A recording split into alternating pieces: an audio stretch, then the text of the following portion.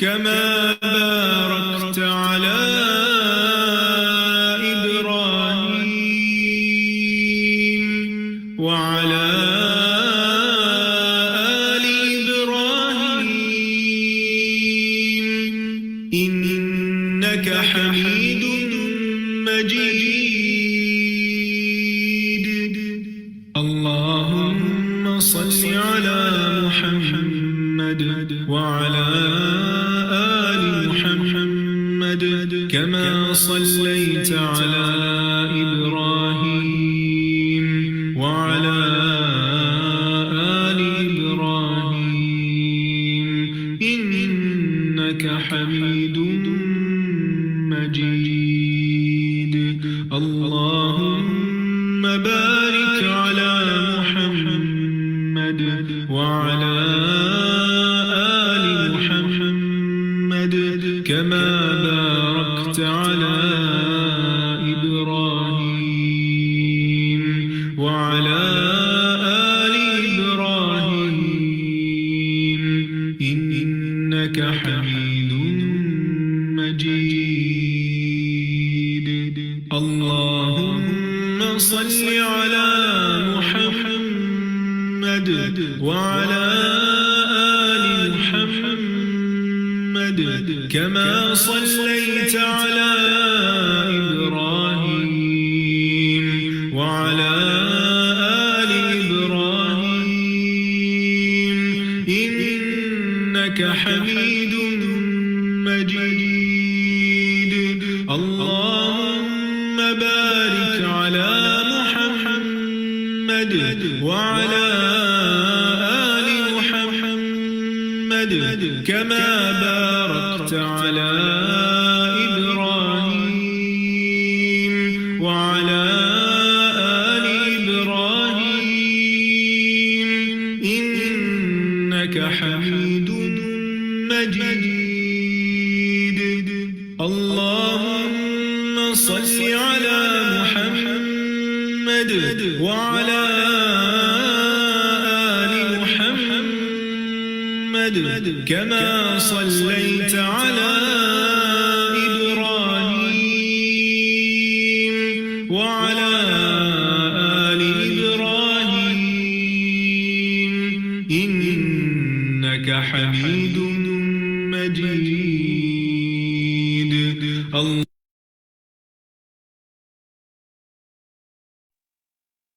السلام علیکم ورحمۃ اللہ وبرکاتہ. کیا حال ہیں آپ سب کے؟ انشاءاللہ آج کا ٹائم ٹیبل دیکھ لیتے ہیں.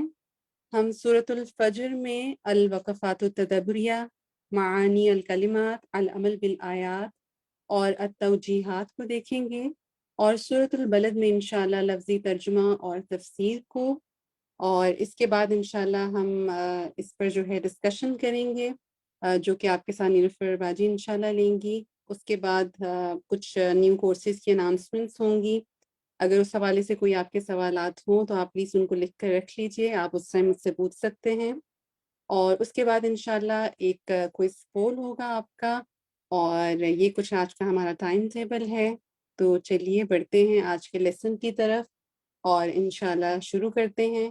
آپ اپنے جو ہیں وہ قلم اٹھا لیجئے اور اپنی نوٹ بکس جو ہیں ان کو کھول لیجئے اور شروع کیجئے. ٹھیک ہے، بسم اللہ الرحمن الرحیم.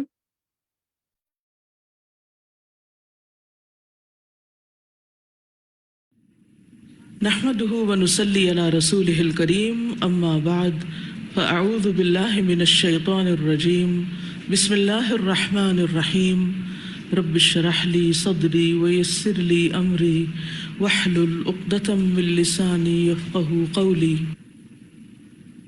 كتاب أنزلناه إليك مبارك ليدبروا آياته وليتذكر أولو الألباب.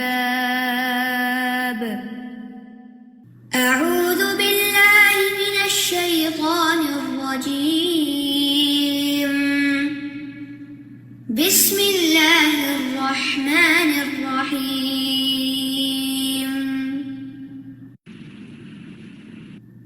أعوذ بالله من الشيطان الرجيم.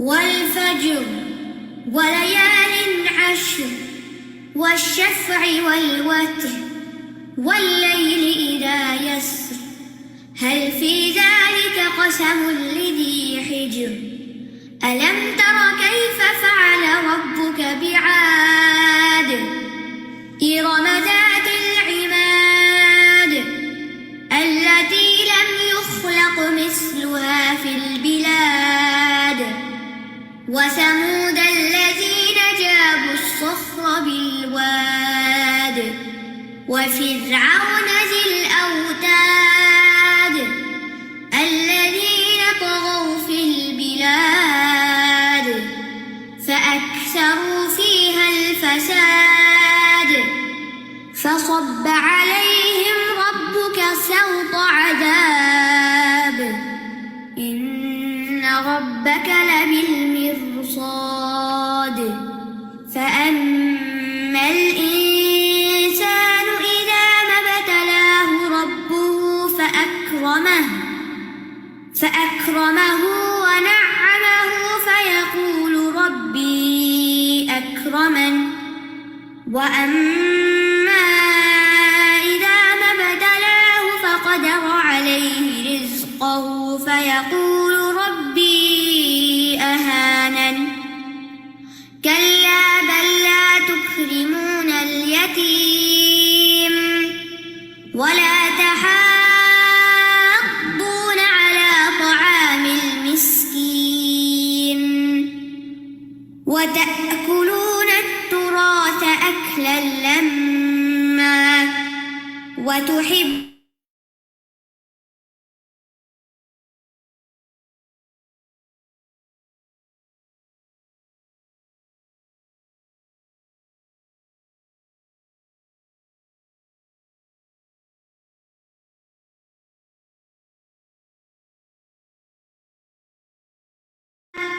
وجيء يومئذ بجهنم يومئذ يتذكر الإنسان وأنى له الذكرى يقول يا ليتني قدمت لحياتي فيومئذ لا يعذب عذابه أحد ولا يوثق وثاقه أحد يا أيتها النفس المطمئنة ارجعي إلى ربك راضية مرضية فادخلي في عبادي وادخلي جنتي. بسم الله الرحمن الرحیم والفجر وليال عشر والشفع والوتر واللیل اذا یسر. قسم ہے فجر کی اور 10 راتوں کی اور جفت اور طاق کی اور رات کی جب کہ وہ چل پڑے. کیا اس میں کوئی قسم ہے صاحب عقل لوگوں کے لیے؟ هل فی ذلک قسم لذی حجر. سوال کیا جا رہا ہے اور سوال کرنے سے مراد یہاں تاکید کرنا ہے کہ لازماً اس میں ایک گواہی ہے، عبرت ہے، نشانی ہے عقل والوں کے لیے. کس چیز پر نشانی؟ اللہ کی توحید پر، اس کی ربوبیت پر، اس بات پر کہ وہی ان چیزوں کا خالق ہے اور وہی عبادت کے لائق ہے. الوقفات التدبریہ میں نمبر 1 هل فی ذلک قسم لذی حجر ای لذی عقل ولب ودین وحجا. عقل والا، لب بھی عقل کو ہی کہتے ہیں، دماغ، ودین دین، حجا عقل. یعنی کیا کسی عقل مند کے لیے ان تمام چیزوں میں کوئی نشانی ہے؟ وَإِنَّمَا سُمِّيَ الْعَقْلُ حِجْرًا. اور بے شک عقل کو حجر کہا گیا ہے، لِأَنَّهُ يَمْنَعُ الْإِنسَانَ کیونکہ وہ روکتی ہے، یعنی عقل انسان کو من طاعتی ما لا یلیق بہ، ان کاموں کے کرنے سے جو اس کے لائق نہیں، من الافعال والاقوال، افعال اور اقوال میں سے۔ تو یہاں عقل مند انسان کو خطاب کیا جا رہا ہے کہ تم اس پر غور کرو، ان نشانیوں پر توجہ دو، ان اوقات کی اہمیت کو سمجھو، فجر کو، 10 راتوں کو، شفع اور وتر کو، یعنی جفت میں جو بھی عبادت کے دن ہیں یا مواقع ہیں، یا جیسے نمازیں ہیں یا شفع ہیں یا وتر ہے، اور رات کے اندر پائے جانے والے مختلف اہم اوقات، ان سب اوقات کا صحیح استعمال کرو، ان پر غور کرو، ان کی قدر پہچانو اور ان کے ذریعے اپنے رب کا قرب حاصل کرو۔ تو جو بھی عقل مند انسان ہوگا وہ ان اوقات اور ان مواقع کا صحیح استعمال کرے گا اور غفلت میں یا غلط کاموں میں مشغول ہونے سے اپنے آپ کو روکے گا۔ ذی حجر یعنی عقل والا ان اوقات کو ضائع نہیں کرے گا۔ السؤال ما اہمیت العقل بالنسبۃ للمسلم، ایک مسلمان کے لیے عقل کی کیا اہمیت ہے کہ وہ اس کو غلط کاموں سے روکتی ہے۔ نمبر 2، وفرعون ذی الاوتاد، مختلف قوموں کے حال کا ذکر کیا گیا کہ ان پر کیا گزری، اور خاص طور پر فرعون کا۔ ذی الاوتاد ای ثبت ملکہ تثبیت من یظن انہ لا یزول بالعساکر والجنود، یعنی اس کی مملکت جو تھی وہ جمی ہوئی تھی، ایسی جمی ہوئی کہ کوئی سمجھ نہیں سکتا تھا کہ کبھی اس کو زوال ہوگا، اور وہ جماؤ کس چیز کے ساتھ تھا؟ بالعساکر والجنود۔ ذی الاوتاد سے مراد العساکر اور جنود ہیں، فوجیں اور لشکر، وغیرہم وغیرہ وغیرہ، من کل ما یظن انہ یشد امرہ، ہر وہ چیز جس کے بارے میں انسان سمجھتا ہے کہ وہ اس کے کام کو مضبوط کرنے والا ہے، اس کی حکومت کو مضبوط کرنے والا ہے۔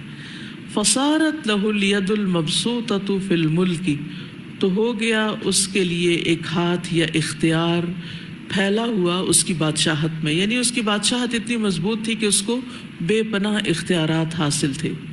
السؤال ما دلالت وصف فرعون بذی الاوتاد ثم اہلاکہ، کیا دلالت ہے اس بات پر کہ فرعون کا وصف بیان کیا گیا ذی الاوتاد اور پھر اس کا ہلاک ہونا، یعنی اس کمال کے باوجود اللہ کے سامنے اس کا کوئی مقام نہیں تھا، اس کو زوال ہوا۔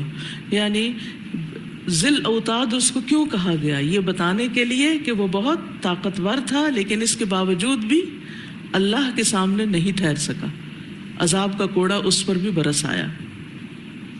بعض اوقات انسان یہ سمجھتا ہے نا کہ جیسے قوم عاد نے کہا تھا من اشد منا قوہ، ہم سے بڑھ کر قوت کس کی ہے؟ تو قوت کے اظہار کے لیے جو بھی چیزیں انسان کو دی گئی ہیں پرسنل لیول پر یا کمیونل لیول پر، تو انسان ان کو پا کر اترانے لگتا ہے، اور وہ سمجھتا ہے کہ یہ وملک لا یبلا، ایسی حکومت اور ایسی بادشاہت مجھے ملے گی جو کبھی ختم نہیں ہوگی یا مل گئی ہے۔ مثلا انسان جوان ہوتا ہے تو صحت ہوتی ہے، طاقت ہوتی ہے، قوت ہوتی ہے، کاموں کو کرنے کا ایک جوش اور ولولہ ہوتا ہے، تو انسان سمجھتا ہے کہ میرے آگے کوئی چیز ٹھہر نہیں سکتی، میں ہر چیز کا مقابلہ کر سکتا ہوں، ہر چیز سے نبٹ سکتا ہوں۔ لیکن جو ہی انسان کی عمر ڈھلنے لگتی ہے تو پھر اس کو اندازہ ہوتا ہے کہ اس کی حقیقت کیا ہے اور وہ کتنا کمزور ہے۔ اسی طرح جب انسان کے پاس مال ہوتا ہے تو اپنے آپ کو بڑی چیز سمجھنے لگتا ہے اور شو آف کرنے لگتا ہے اور لوگوں کو دکھانے لگتا ہے، اپنی قوت کا اظہار کرتا ہے۔ لیکن جب مال چلا جاتا ہے تو اس کی کوئی اہمیت اور وقت نہیں رہتی، اسی لیے وہ کہتا ہے کہ جب مال گیا تو کہنے لگا کہ ربی اہانن، میرے رب نے مجھے رسوا کر دیا۔ اسی طرح فوجیں اور لشکر کسی حکومت اور بادشاہت کی طاقت کی علامت ہوتی، لیکن جب اللہ کا عذاب ہوتا ہے تو یہ فوجیں اللہ کا مقابلہ نہیں کر سکتی، یہ فوجیں دنیاوی دشمنوں کا مقابلہ تو کر سکتی ہیں، ان پہ غالب آ سکتی ہیں یا ان کو ڈرا سکتی ہیں، یا ان کی تیاری اس لیے کہ دوسری قومیں مرعوب ہو کر رہے، لیکن اللہ کے سامنے ان کی کوئی حیثیت نہیں ہے۔ فصب علیہم ربک صوت عذاب، تو برسایا ان پر تیرے رب نے عذاب کا کوڑا۔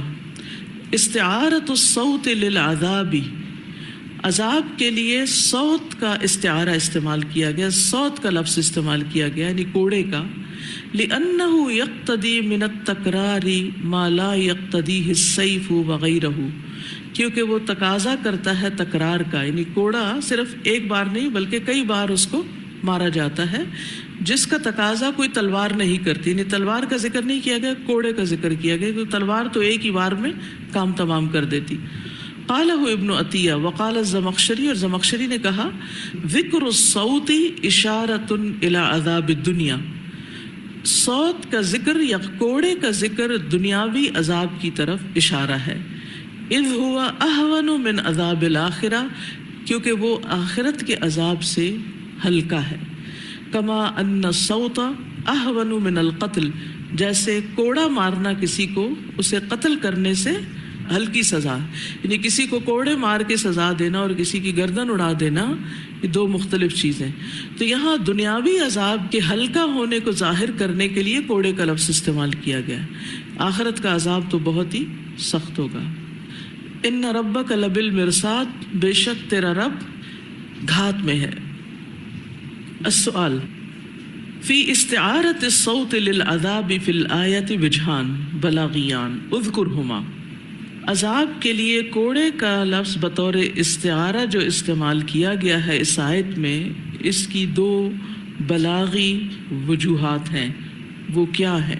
نمبر 1 تکرار کا تقاضا کرتا ہے، نمبر 2 آخرت کے عذاب کے مقابلے میں کم ہے۔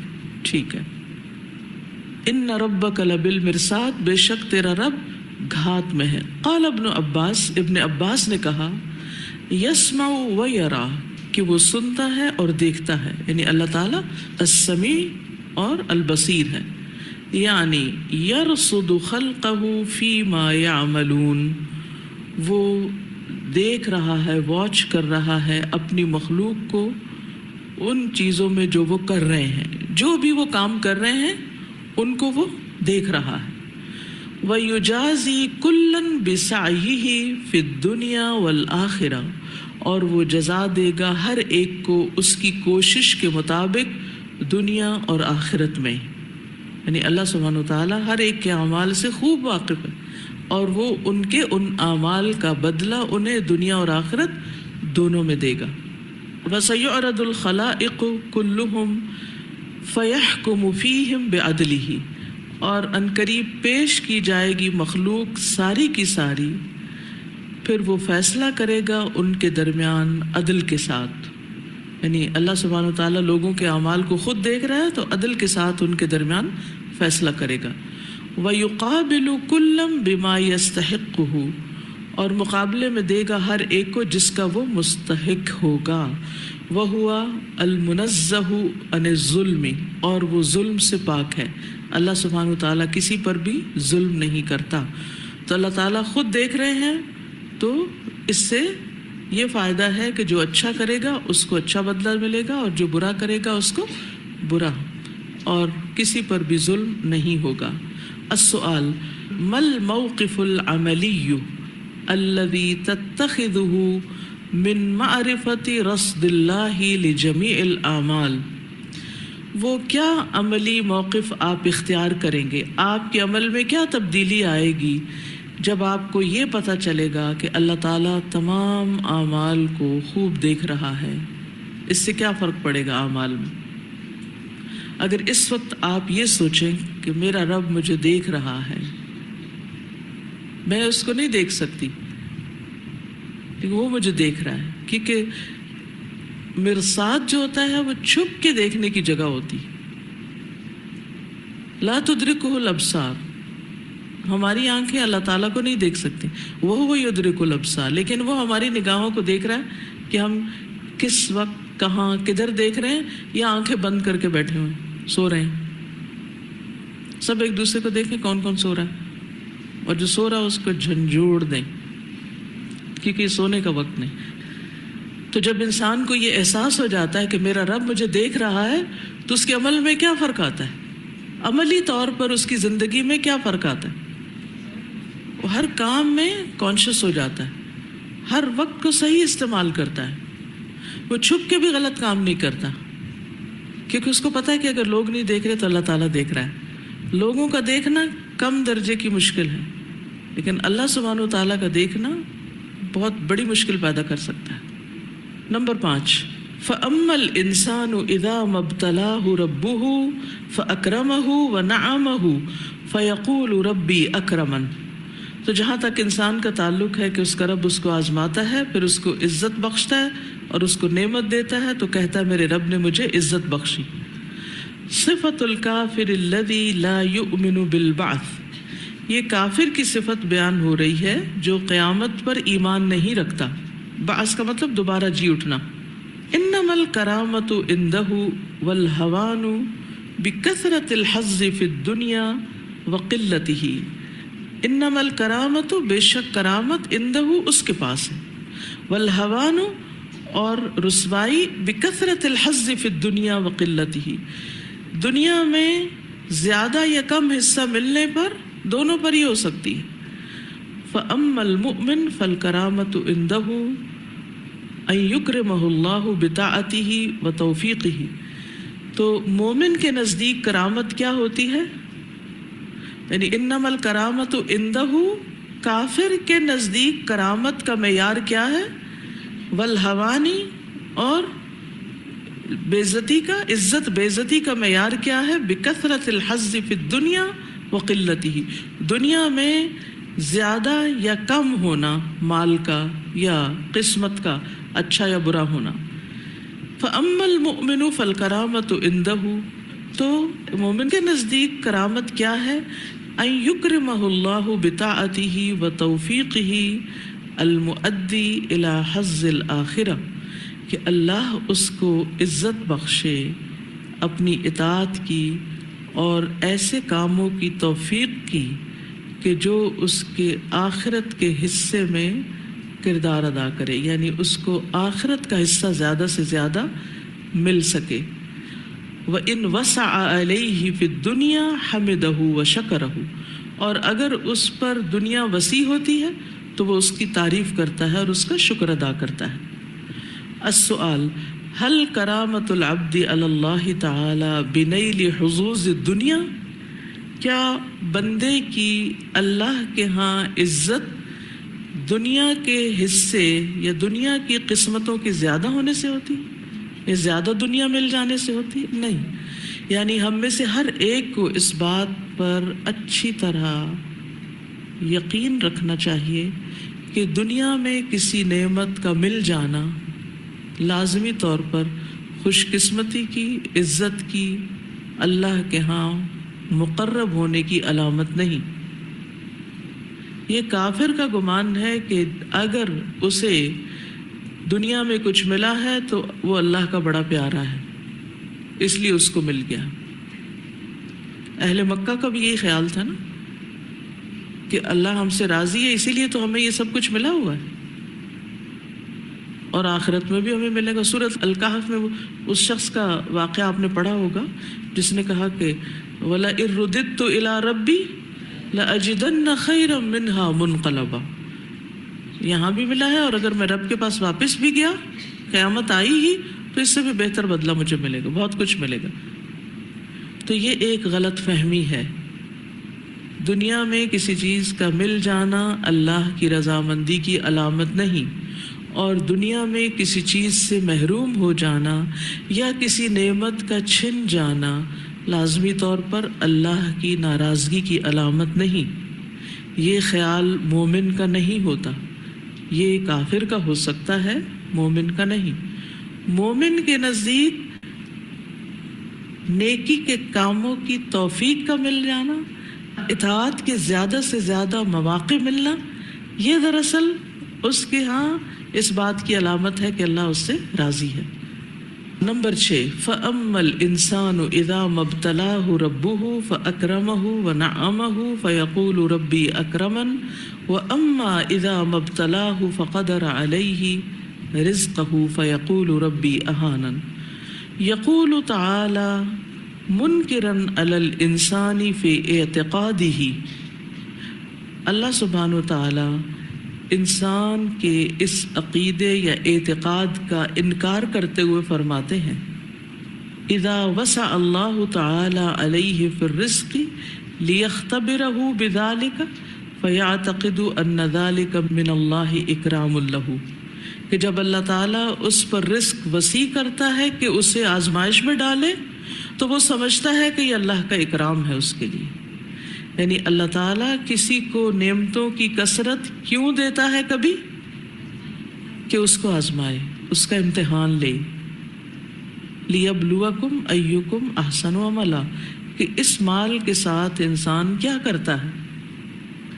لیکن انسان کیا سمجھتا ہے؟ کہ رب راضی ہو گیا. یہ امتحان نہیں بلکہ رب کی رضا کی علامت ہے. وَلَيْسَ كَذَلِكَ، اور یہ ایسی بات نہیں، یہ سوچ غلط ہے. بل ہوا ابتلاء و امتحان، بلکہ یہ تو آزمائش ہے اور امتحان ہے. کیا چیز؟ کیا امتحان ہے؟ مال کا یا نعمتوں کا زیادہ ملنا. وَكَذَلِكَ فِي الْجَانِبِ الْآخِرِ اذا ابتلاہ وامتحنہ وضیق علیہ فی الرزق یعتقد ان ذلک من اللہ اہانۃ لہ، اور دوسری جانب اسی طرح جب اسے وہ آزماتا ہے، اس کا امتحان لیتا ہے، اس پر رزق تنگ کر دیتا ہے تو وہ سمجھتا ہے کہ یہ اللہ کی طرف سے اس کے لیے اہانت یا بے عزتی رسوائی کا باعث ہے. اللہ نے اس کی رسوائی کر دی. کما قال اللہ تعالی، جیسے اللہ تعالیٰ کا فرمان ہے کلا، ہرگز نہیں، تمہارا یہ خیال غلط ہے، تمہاری یہ سوچ غلط ہے. ای لیس الامر کما زعم، یعنی معاملہ ایسا نہیں جیسے وہ سمجھ رہا ہے. لا فی ھذا ولا فی ھذا، نہ اس حال میں نہ اس حال میں، نہ نعمت کے ملنے میں اور نہ نعمت کے جانے میں. فإن اللہ تعالی یعطی المال من یحب ومن لا یحب، کیونکہ اللہ سبحانہ وتعالیٰ مال اس کو بھی دیتا ہے جس کو وہ پسند نہیں کرتا، اور اس کو بھی دیتا ہے جس کو وہ پسند کرتا ہے. وَيُضَيِّقُ عَلَى مَن يُحِبُّ وَمَن لَا يُحِبُّ، اور تنگ بھی کر دیتا ہے جس کو وہ پسند کرتا ہے اور جس کو وہ پسند نہیں کرتا. وَإِنَّمَا الْمَدَارُ فِي ذَلِكَ، اس بات کا دار و مدار کس پر ہے؟ عَلَى طَاعَةِ اللَّهِ فِي كُلٍّ مِّنَ الْحَالَيْنِ، دونوں حالتوں میں اللہ کی اطاعت پر.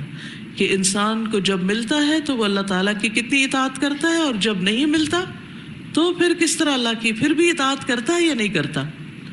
اذا كان غنيا بأن يشكر الله على ذلك واذا كان فقيرا بأن يصبر، کہ جب وہ غنی ہوتا ہے تو اللہ کا شکر ادا کرتا ہے اس پر، اور جب وہ فقیر ہوتا ہے تو اس پر صبر کرتا ہے. تو مال کے زیادہ یا کم ہونے پر مومن کا اعتقاد یہ ہونا چاہیے کہ اصل بات یہ ہے کہ دونوں حالتوں میں مومن کا رویہ کیا ہے، اطاعت کا یا نافرمانی کا. السؤال الغنا والفقر قد یکونان نعمتین، غنا اور فقر دونوں ہی نعمتیں ہو سکتی ہیں. وقد یکونان نقمتین، اور دونوں ہی سزائیں بھی ہو سکتی ہیں. بین ذالک من خلال الآیات، بیان کرو اسے آیات کے ذریعے سے. تو یہ اوپر ساری وضاحت گزر چکی ہے کہ دونوں ہی امتحان ہیں. اصل دیکھا یہ جا رہا ہے کہ انسان دونوں حالتوں میں اطاعت کیسی کرتا ہے. نمبر 7 ولا تحاضون علی طعام المسکین، ای لا یحض بعضکم بعضا، یعنی نہیں ابھارتا، موٹیویٹ کرتا تم میں سے کوئی دوسرے کو، علی طعام المحاویج من المساکین والفقراء، مساکین اور فقراء کی حاجتوں میں کھانا کھلانے پر. یعنی جب مسکین اور فقیر بھوکے ہوتے ہیں تو ان کو کھانا کھلانے پر ایک دوسرے کو اکساتے نہیں. وذالک لاجل الشح علی الدنیا، اور اس کی وجہ دنیا پر سیلفش ہونا ہے یا دل کا تنگ ہونا ہے. ومحبتها الشدیدہ اور اس کی شدید محبت کا ہونا، المتمکنہ من القلوب، جو دلوں میں گڑی ہوئی ہوتی ہے، جم چکی ہوتی، متمکن ہوتی ہے کہیں مکان بنا لینا، گھر کر لینا، جیسے ہم کہتے ہیں نا گھر کر لینا، تو دنیا کی شدید محبت دلوں میں گھر کی بھی ہوتی ہے، اس لیے انسان نہ تو خود کسی مسکین کو کھلاتا پلاتا اور نہ کسی اور کو متوجہ کرتا ہے۔ السؤال ما الذي يمنع المرء من اطعام الفقراء والمساکین، کیا چیز روکتی ہے انسان کو فقراء اور مساکین کو کھانا کھلانے سے؟ الشح علی الدنیا ومحبتها الشدیدہ المتمکنہ من القلوب۔ پھر الوقفات التدبریہ نیکسٹ پیج کے، یقول یا لیتنی قدمت لحیاتی، وہ کہے گا اے کاش کہ میں نے اپنی زندگی کے لیے کچھ آگے بھیجا ہوتا، یعنی یندم علی کل ما سلف منہ من المعاصی ان کان عاصیا ویود لو کان ازداد من الطاعات ان کان طائعا۔ یعنی یندم کا کیا مطلب ہے؟ نادم ہوگا، علی کل ما سلف، ہر اس چیز پر جو گزر گیا دنیا میں، من المعاصی، گناہوں میں سے، ان کان عاصین، اگر وہ گناہگار ہے، یعنی گناہگار انسان اپنے گناہوں پر شرمندہ ہوگا، وَيَوَدُّ، اور خواہش رکھے گا، لو کان ازداد من الطاعات، کاش وہ اطاعت کے کاموں میں زیادتی کرتا، یعنی زیادہ سے زیادہ کرتا، ان کان طائعا، اگر وہ اطاعت گزار تھا۔ اطاعت گزار کیا تمنا کرے گا؟ کاش میں تھوڑی سی اطاعت اور کر لیتا، 4 سنت ظہر سے پہلے پڑھی تھی تو 2 سنت بعد کی بھی پڑھ لیتا تو آج کام آتی، کیونکہ ایک دن میں جو شخص 12 سنتیں پوری کرتا ہے اس کے لیے جنت میں گھر بنا دیا جاتا ہے۔ تو جتنے دن آپ یہ سنتیں پڑھتے ہیں اتنے دن گھر بن جاتے ہیں، اور جس دن آپ نہیں پڑھتے اس دن کا گھر نہیں بنتا، یہ معنی ہے اس کا۔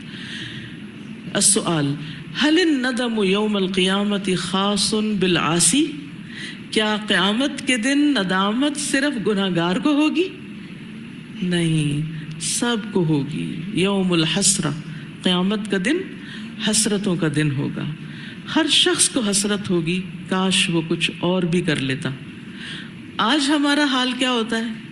ہم چاہتے ہیں کہ تھوڑی سی کمی ہو جائے، تخفیف ہو جائے، اچھے کام میں تھوڑا سا آسانی ہو جائے، کھڑے ہو کے جو نفل پڑھ ہیں تو بیٹھ کے ہی پڑھ لیں، اجازت تو ہے ہی نا، رخصت تو ہے ہی، چھوڑ تو سکتے ہیں نا، اس پہ پکڑ تھوڑی ہے۔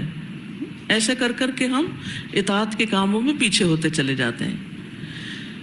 نمبر 2، یا ایتھا النفس المطمئنہ، اے نفس مطمئنہ، ارجعی الی ربک راضیۃ مرضیہ، پلٹو لوٹو واپس چلو اپنے رب کی طرف، راضی، خوشی، مطمئن، پسندیدہ، ای الموقنۃ یقیناً قد اطمأنت بہ، یعنی یقین کرنے والی جس پر وہ اطمینان ہو، یعنی وہ نفس یا وہ جان جو شک سے خالی ہوتی، الموقنۃ یقیناً، یقین کی حالت میں ہوتی ہے جس پر اس کو اطمینان ہوتا ہے، بحیث لا یتطرق الیہا شک فی الایمان، اس طرح کہ اس کے ایمان میں کوئی شک داخل ہی نہیں ہوتا، راہ ہی نہیں پاتا، یتطرق طریق سے ہے۔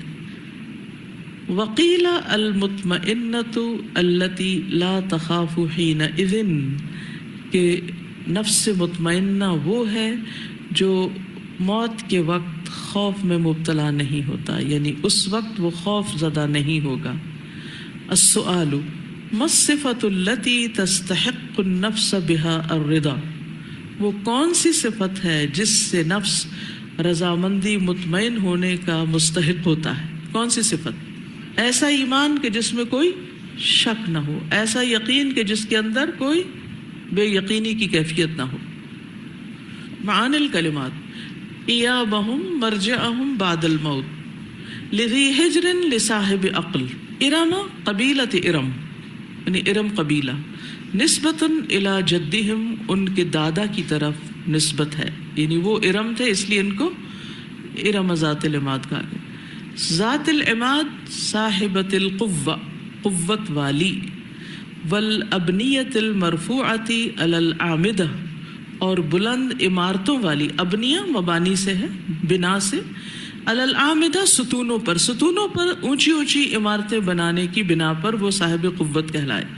جابو قطعو، کاٹا انہوں نے، ذی الاوتاد صاحب الجنود الذین ثبتوا ملکہ، فرعون لشکروں والا تھا جنہوں نے اس کی حکومت کو، بادشاہت کو جما رکھا تھا، جماؤ دے رکھا تھا یا مضبوط کر رکھا تھا۔ فقدر کا معنی ہے ضیقہ، تنگ کر دیا۔ ولا تحادون لا یحث بعضکم بعضا، نہیں ابھارتا تم میں سے بعض بعض کو۔ التراث کا معنی ہے میراث، جمن کا معنی ہے مفرطن، یعنی بہت زیادہ، افراط۔ لا ينفعه التذکر، نصیحت پکڑنا اس کو فائدہ نہ دے گا۔ فقد فات اوانہ، پس تحقیق اس کا وقت گزر چکا۔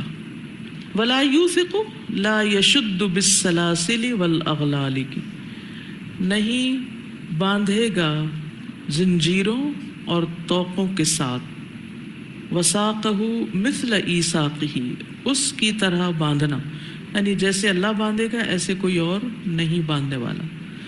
العمل بالآیات صل الوتر والشفع والوتر، تو اس میں عمل کی بات کیا ہے؟ وطر پڑھا کریں۔ اکرم یتیما بہدیۃ او کلمۃ طیبہ، کسی یتیم کی عزت کرو اس کو کوئی تحفہ دے کر یا اچھی بات کر کے، بل لا تکرمون الیتیم سے، تاکہ ہم اس کے اپوزٹ عمل کر سکیں۔ نمبر 3، تصدق بمال یخفف حبہ فی قلبک وتحبون المال حبا جما، مال کا صدقہ کرو اپنے دل سے اس کی محبت کم کرنے کے لیے، یعنی مال کی محبت دلوں میں کب کم ہوتی ہے؟ جب انسان اس کو اللہ کے راستے میں خرچ کرتا ہے۔ اور جب آپ کا وہ لاک کھل جاتا ہے نا، ایک دفعہ دل کھل جاتا ہے، تو پھر دیتے رہنے میں آسانی ہوتی۔ اور اگر آپ کچھ دن نہ دیں اور اپنے آپ کو یعنی بخل پر آمادہ کر لیں تو پھر اس سے باہر نکلنا مشکل ہوتا ہے۔ قل رضیت باللہ ربا وبالاسلام دینا وبمحمد صلی اللہ علیہ وسلم نبیا رسولا، یہ راضی ہونے کا کلمہ ہے۔ یہ کلمہ وہ پڑھتا ہے جو اللہ کے رب ہونے پر، اسلام کے دین ہونے پر اور محمد صلی اللہ علیہ وسلم کے نبی اور رسول ہونے پر راضی ہے۔ تو اس کلمے کو پڑھا کریں، صبح شام پڑھتے ہیں آپ اس کو، الحمدللہ۔ یا ایتھا النفس المطمئنہ ارجعی الی ربک راضیۃ مرضیہ۔ نمبر 2، سل اللہ حسن الخاتمہ، اللہ سے حسن خاتمہ کا سوال کرو۔ یا ایتھا النفس المطمئنہ ارجعی الی ربک راضیۃ مرضیہ، اللہم انی اسألک حسن الخاتمہ۔ التوجیحات، فضل العشر من ذی الحجہ والفجر ولیال عشر، عشرہ ذی الحج کی فضیلت۔ نمبر 2، الرضا بقضاء اللہ وقدرہ من صفات المؤمنین، اللہ کی قضاء و قدر پر راضی ہونا مومنوں کی صفات میں سے ہے۔ وَأَمَّا إِذَا مَا ابْتَلَاهُ فَقَدَرَ عَلَيْهِ رِزْقَهُ فَيَقُولُ رَبِّي أَهَانَنِ۔ نمبر 3، اکرم الایتام والمساکین، یتیموں اور مسکینوں کی عزت کرو۔ کلا بل لا تکرمون الیتیم۔ تو اب ہم اگلی سورت کی طرف چلیں گے انشاءاللہ، سورت البلد۔ دونوں صورتوں کے اندر ایک خاص کنیکشن بھی ہے، بہت ہی دلچسپ، غور و فکر کرنے سے بہت سے خوبصورت نقطے آپ کے سامنے آئیں گے۔ ابھی ہم سورت سنتے ہیں۔ اعوذ باللہ من الشیطان الرجیم، بسم اللہ الرحمن الرحیم۔ لا اقسم بهذا البلد وانت حل بهذا البلد ووالد وما ولد، لقد خلقنا الإنسان في كبد، أيحسب أن لن يقول أهلكت مالا لبدا أيحسب أن لم يره أحد ألم نجعل له عينين ولسانا وشفتين وهديناه النجدين فلاقتحم العقبة وما أدراك ما العقبة فك رقبة أو إطعام في يوم ذي مسغبة يتيما ذا مقربة أو مسكينا ذا متربة ثم كان من الذين آمنوا وتواصوا بالصبر وتواصوا بالمرحمة أولئك أصحاب الميمنة والذين كفروا بآياتنا هم أصحاب المشأمة عليهم نار مؤصدة. شروع کرتی ہوں اللہ کے نام سے جو بے انتہا مہربان نہایت رحم فرمانے والا ہے. سورۃ البلد. لا اقسم نہیں میں قسم کھاتا ہوں بہذا البلد اس شہر کی وانت اور آپ حل مقیم ہیں بہذا البلد اس شہر میں ووالد قسم ہے والد کی وما اور جسے ولد اس نے جنم دیا لقد البتہ تحقیق خلقنا پیدا کیا ہم نے الانسان انسان کو فی کبد مشقت میں ایحسب کیا وہ سمجھتا ہے ان کہ لن ہرگز نہیں یقدر قادر ہوگا علیہ اس پر احد کوئی ایک یقول وہ کہتا ہے اہلکت ہلاک کر دیا میں نے مالن مال لبدا ڈھیروں ایحسب کیا وہ سمجھتا ہے ان کہ لم نہیں یرہ دیکھا اسے احد کسی ایک نے علم کیا نہیں نجعل ہم نے بنائی لہو اس کے لیے عینین دو آنکھیں ولسانن اور ایک زبان وشفتین اور دو ہونٹ وہدیناہ اور دکھائے ہم نے اسے النجدین دونوں راستے فلا پسنا اقتحما وہ داخل ہوا العقبہ گھاٹی میں وما اور کیا چیز ادرا کا بتائے آپ کو ما کہ کیا ہے العقبہ وہ گھاٹی فکو آزاد کرنا رقبہ ایک گردن کا او اطعام یا کھانا کھلانا فی یومن ایک دن میں ذی مسغبہ بھوک والے یتیمن کسی یتیم کو ذا مقربہ قرابت والے کو او یا مسکینن کسی مسکین ذا متربہ خاک نشین کو مٹی والے کو ثم پھر کانا ہو وہ من الذین ان میں سے جو آمنو ایمان لائے وتواصوا اور انہوں نے ایک دوسرے کو تلقین کی بالصبر صبر کرنے کی وتواصوا اور ایک دوسرے کو تلقین کی بالمرحمہ رحم کرنے کی اولئک یہی لوگ ہیں اصحاب المیمنہ دائیں ہاتھ والے والذین اور وہ جنہوں نے کفروا کفر کیا بآیاتنا ہماری آیات کے ساتھ ہم وہ ہیں اصحاب المشأمہ بائیں ہاتھ والے علیہم ان پر نارن آگ ہوگی مؤصدہ بند کی ہوئی. سورۃ البلد.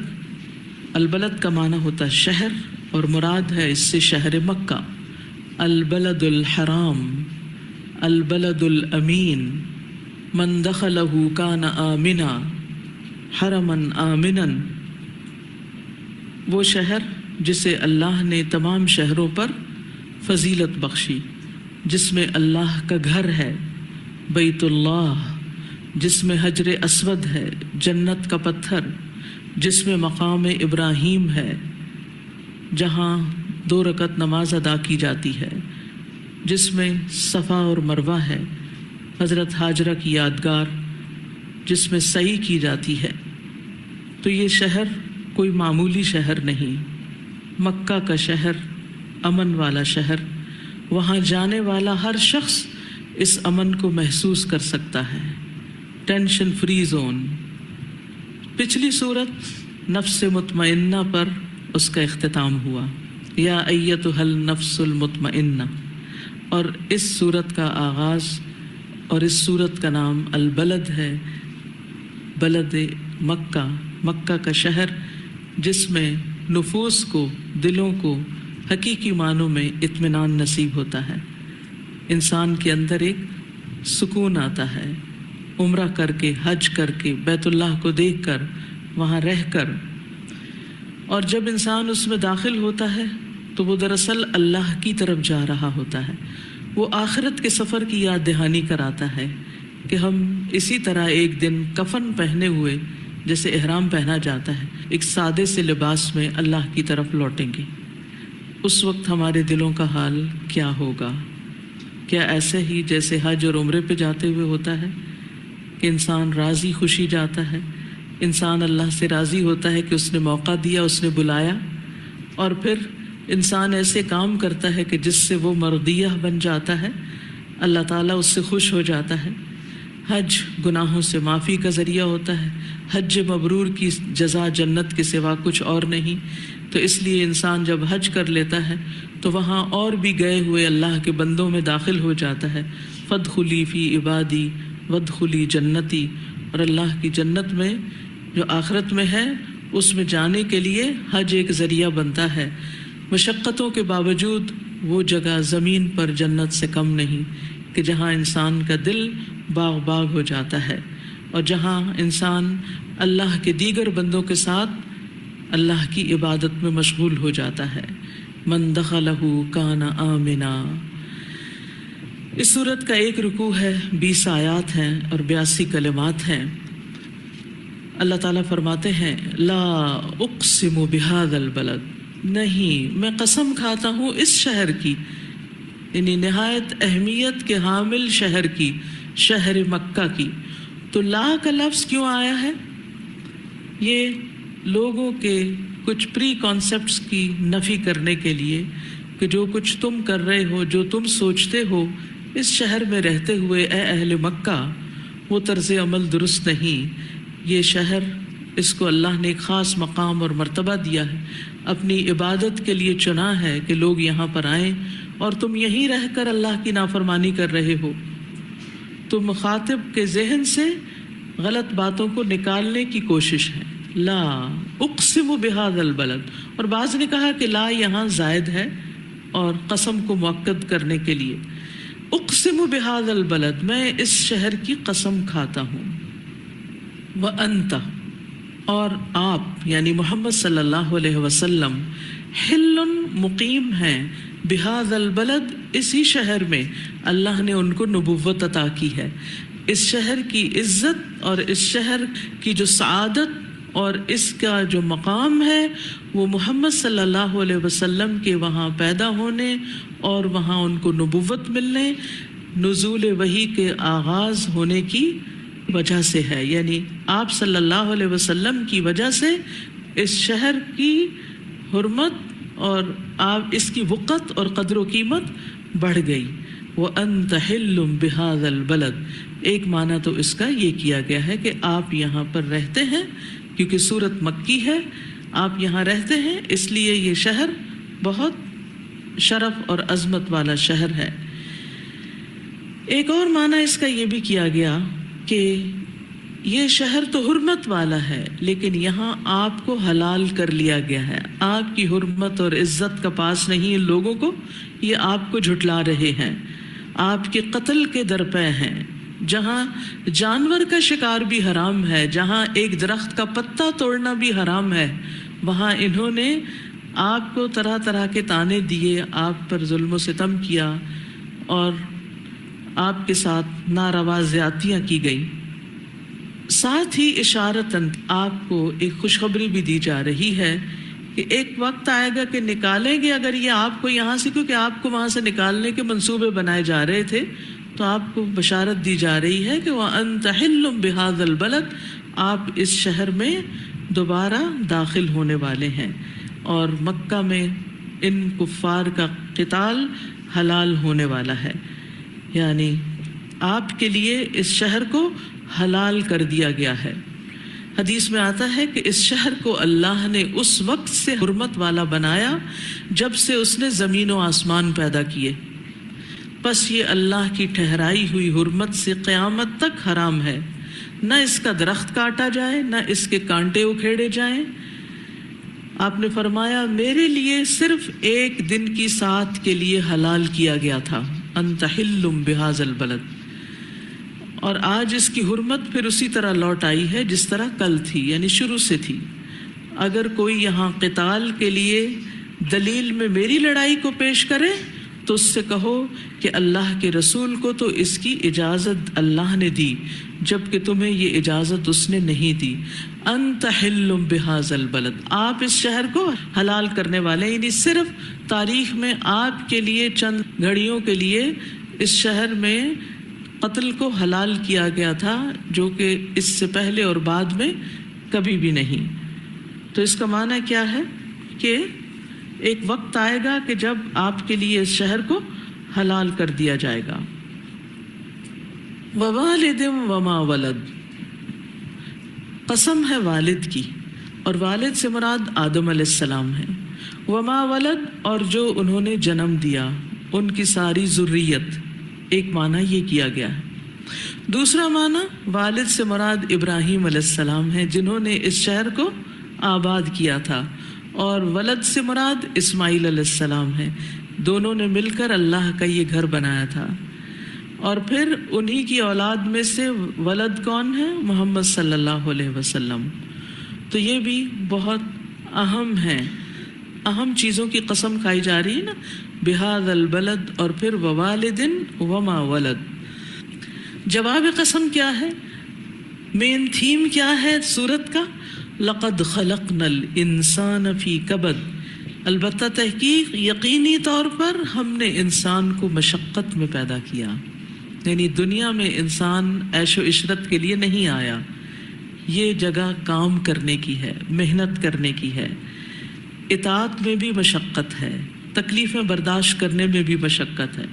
حقیقت میں اگر دیکھا جائے تو انسان کی ساری زندگی محنت و مشقت سے معمور ہے۔ اگر انسان ماں کے پیٹ میں دیکھے ابتدائے حمل، تو اس میں انسان جو مختلف حالتوں سے گزرتا ہے، اور ماں جو مشقتوں سے گزرتی ہے ان کو آپ دیکھیے، پھر اس کے بعد دن رات کی مشقت برداشت کر کے وہ اسے اپنے پیٹ میں رکھتی ہے، پھر ولادت کا مرحلہ آتا ہے، وہ مرحلہ بھی مشقت کا ہوتا ہے، پھر دودھ پینے کا مرحلہ آتا ہے بچے کے، تو وہ بھی مشقت کا ہوتا ہے۔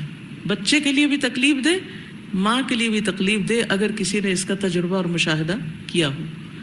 پھر اس کے بعد بچے کے بیٹھنے اور کرال کرنے اور چلنے، اس میں کتنی اس کو چوٹیں لگتی ہیں، اور کتنی وہ مشقت کرتا ہے، اور کتنا وہ اس میں تھکتا ہے، اور کتنی وہ اس میں پریکٹس کرتا ہے، جب وہ جا کر چلنے اور دوڑنے کے قابل ہوتا ہے۔ پھر اس کے دانت نکلنے کا مرحلہ، پھر اس کے طرح طرح کے کھانوں سے مانوس ہونے کا مرحلہ، یہ سارے مراحل کیا ہیں؟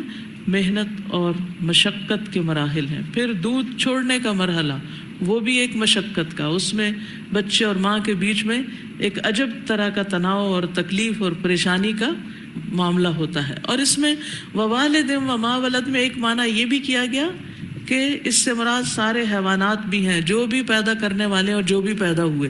تو یہ مشقتیں صرف انسانوں کو نہیں، حیوانوں کو بھی ہوتی ہیں کہ وہ اپنی خوراک کے لیے، سروائیول کے لیے طرح طرح کی تکلیفیں اٹھاتے ہیں، لیکن یہاں اس آیت میں خاص انسان کی مشقتوں کی طرف اشارہ ہے۔ پھر آپ دیکھیے کہ جو جو بچہ بڑا ہوتا ہے، جوان ہوتا ہے، مراہق ہوتا ہے، ٹین ایج میں داخل ہوتا ہے، وہ الگ مشقتوں کا وقت ہے۔ پھر جوانی کی مشقتیں الگ ہیں، پڑھائی ہے، شادی ہے، جاب ہے، طرح طرح کے انسان دکھ جھیلتا ہے۔ پھر اس کے بعد بڑھاپا شروع ہو جاتا ہے، اس کی اپنی مشقتیں ہیں، بیماریاں ہیں، تکلیفیں ہیں، کمزوری ہے جو کبھی ختم ہونے کا نام نہیں لیتی۔ پھر اس کے بعد موت کا مرحلہ بھی انتہائی مشقت کا مرحلہ ہے۔ ایک ایک رگ سے جب جان نکلتی ہے تو انسان کے لیے بہت تکلیف دہ صورتحال ہوتی ہے۔ پھر اس کے بعد قبر میں سوال جواب کا مرحلہ بھی بڑی مشقت کا ہے، وہاں بھی قبر انسان کو بھیجتی ہے اور ہر ایک کو بھیجتی ہے، اور پھر منکر نکیر آتے ہیں، سوال جواب ہوتے ہیں.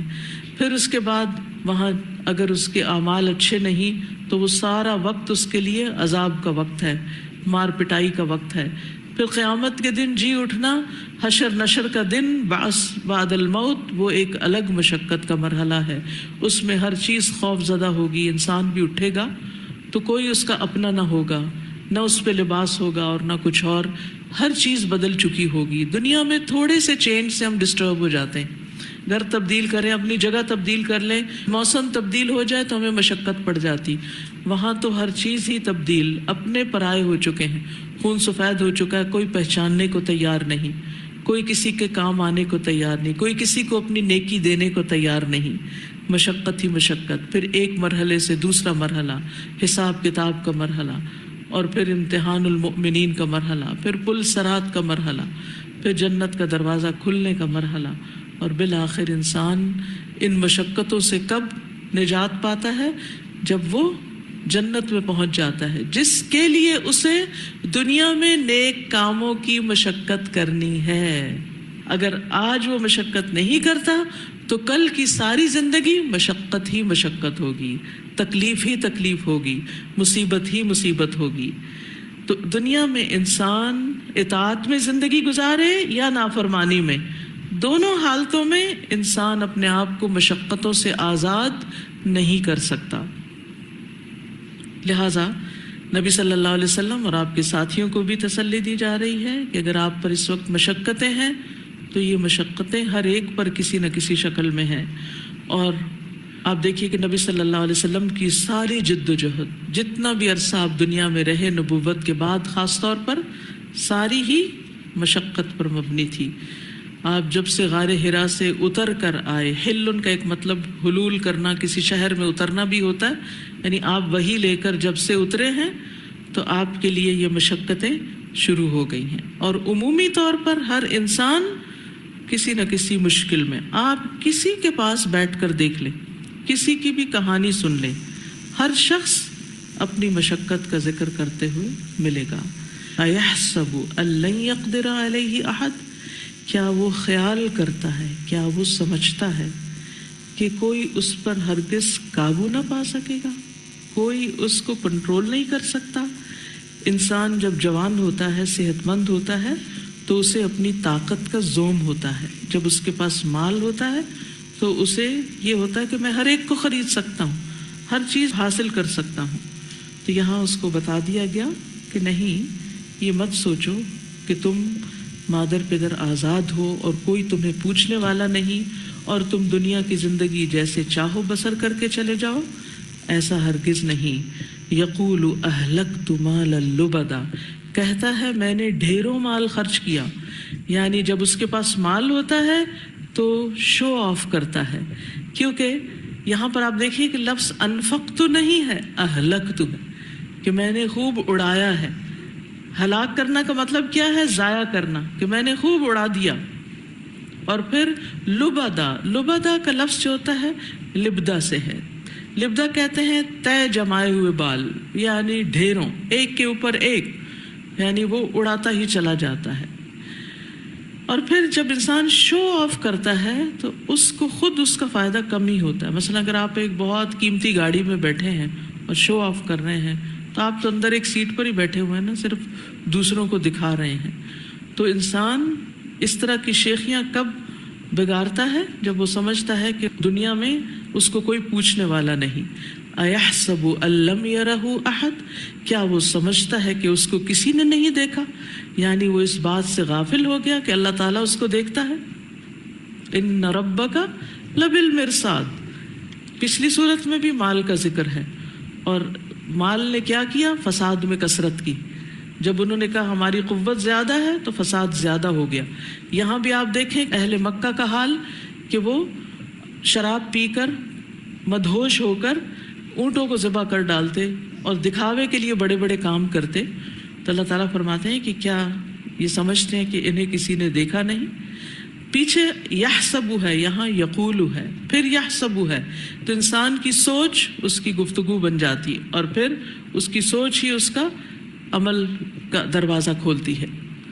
تو یہ انسان کا حال بتایا جا رہا، عمومی طور پر انسان کی فطرت بتائی جا رہی ہے. الم نجعل لہ عینین، کیا ہم نے اس کو 2 آنکھیں نہیں دی؟ وہ دیکھ نہیں سکتا کہ صحیح کیا ہے اور غلط کیا ہے.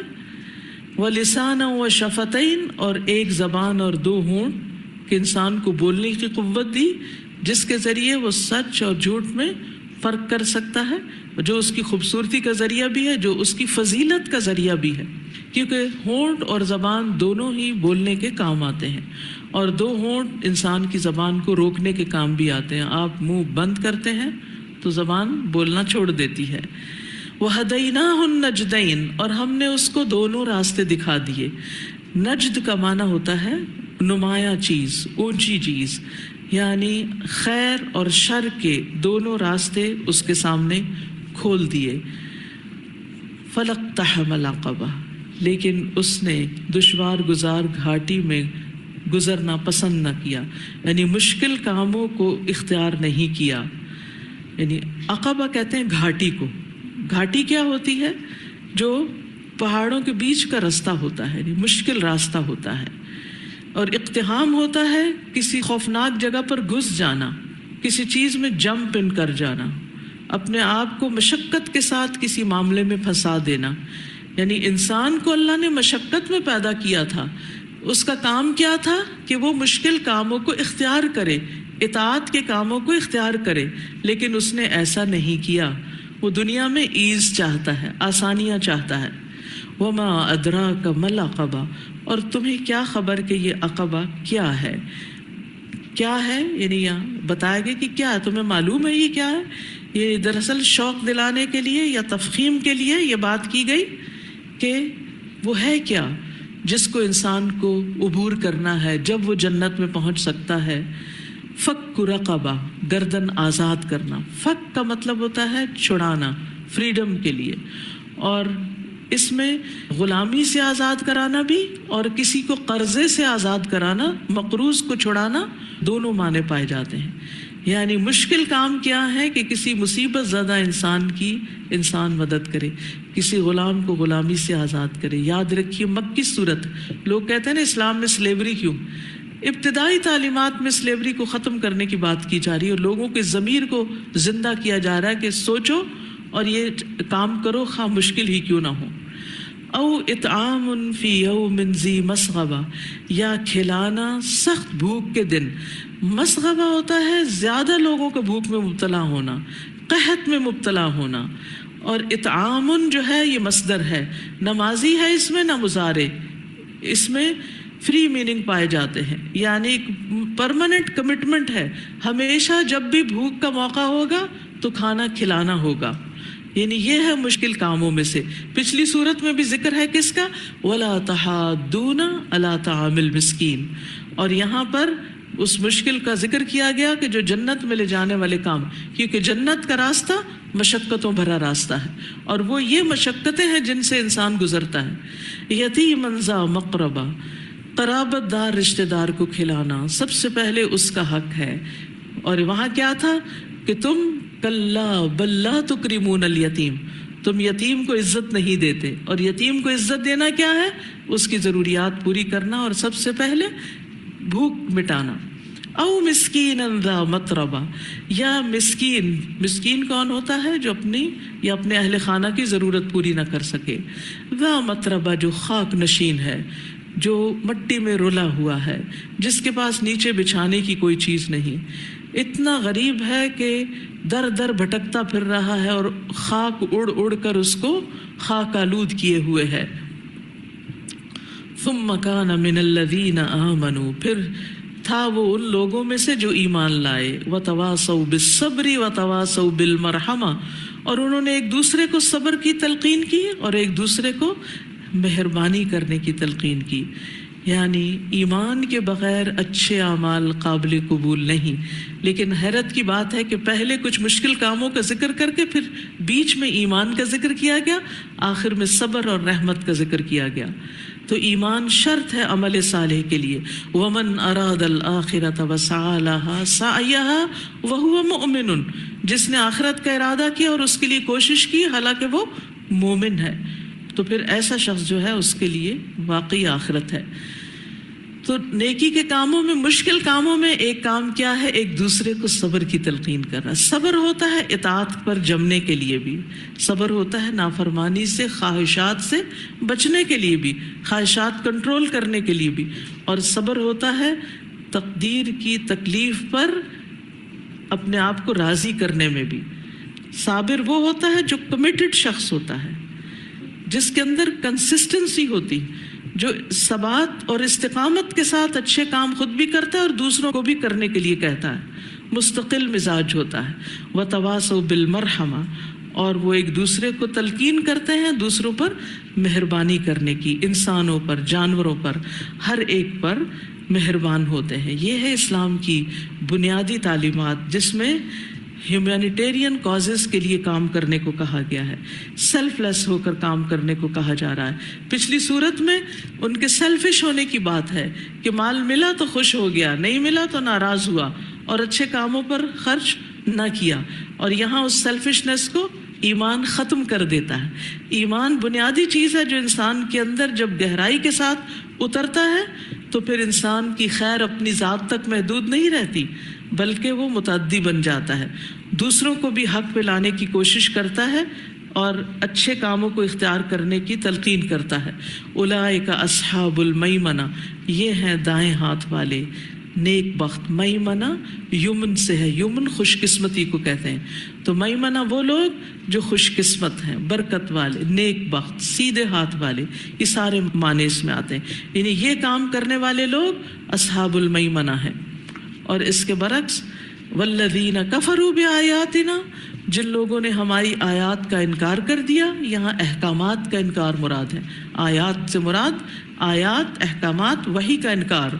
ہم اصحاب المشأمہ، وہ بائیں بازو والے ہیں، بائیں طرف والے ہیں، کرسٹ ہیں، لیفٹسٹ ہیں، بدبخت ہیں. شومی قسمت اردو میں بھی استعمال ہوتا ہے، یہ اسی سے ہے، مشأمہ سے بدقسمت ہونا. علیہم نار مؤصدہ، ان پر آگ ہے بند کی ہوئی. یعنی ایصاد کہتے ہیں ایک بند کرنے کے بعد پھر ایک اور دروازہ بند کر دینا، یعنی بہت پیچھے اندر کہ جہاں سے انسان کہیں بھاگ نہ سکے. پچھلی صورت کا اختتام جنت پر ہو رہا تھا، فادخلی جنتی، اور یہاں اس صورت کا اختتام نار مؤصدہ پر ہو رہا ہے، جہنم پر ہو رہا ہے، کہ انسان اس سے ڈر کر غلط کاموں سے بچے اور نیکی کے کاموں کی طرف توجہ کرے. تو یہ نبی صلی اللہ علیہ وسلم کا مکہ کے شہر میں آنا، وحی کا آپ پر نازل ہونا، اور انسان کو پیدا کیے جانے کا مقصد بتانا، اور پھر نیکی کے کاموں کا بتانا اور برائی کے کاموں سے رکنا، یہ اس صورت کے بنیادی مضامین ہیں. انشاءاللہ کل بھی اس پر مزید بات ہوگی.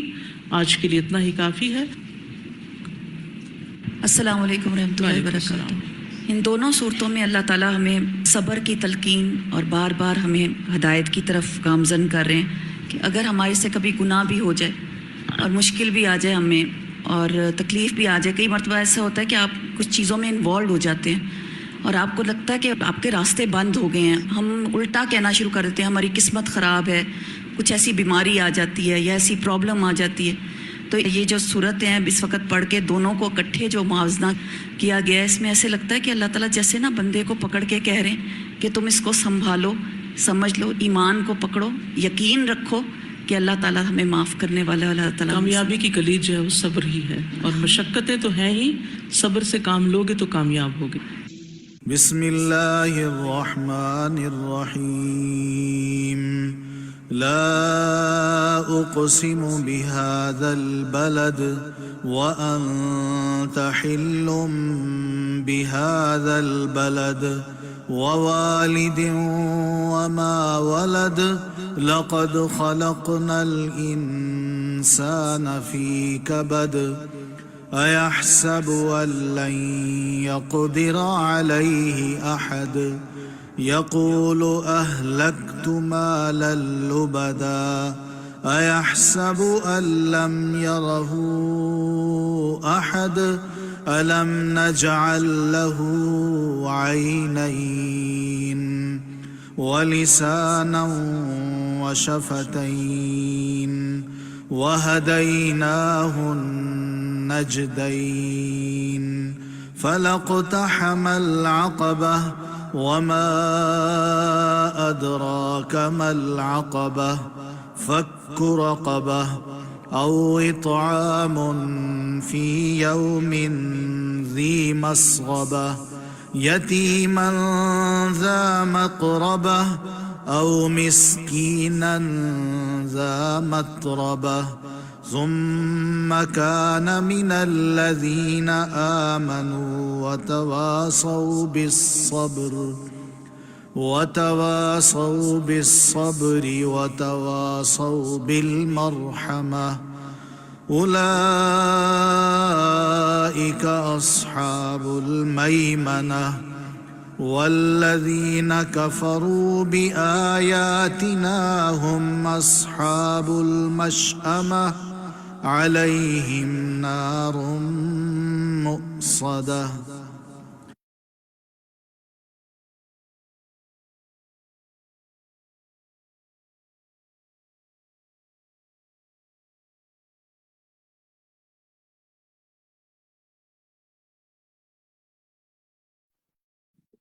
السلام علیکم ورحمۃ اللہ وبرکاتہ. الحمدللہ رب العالمین والصلاة والسلام علی سید المرسلین اما بعد فاعوذ باللہ من الشیطان الرجیم بسم اللہ الرحمن الرحیم. آج ہم نے سورۃ الفجر اور سورۃ البلد کے بارے میں تفسیر بھی سنی اور ترجمہ بھی دیکھا اور تدبر بھی کیا، اس پر غور و فکر بھی کیا. تو ہم دیکھتے ہیں کہ ہمیں کتنی بات سمجھ میں آئی ہے. انشاءاللہ اس کو ڈسکس کرتے ہیں اور پھر دیکھتے ہیں کہ ہم کیا سمجھ پائے ہیں نا اس سے انشاءاللہ. اچھا جناب، پہلا سوال دیکھیں. الوقفات التدبریہ سے ہم آپ سے پوچھ رہے ہیں کہ ایک مسلمان کے لیے عقل کی کیا اہمیت ہے؟ تو روحما آپ بتائیے، کیا جواب دینا چاہیں گی آپ؟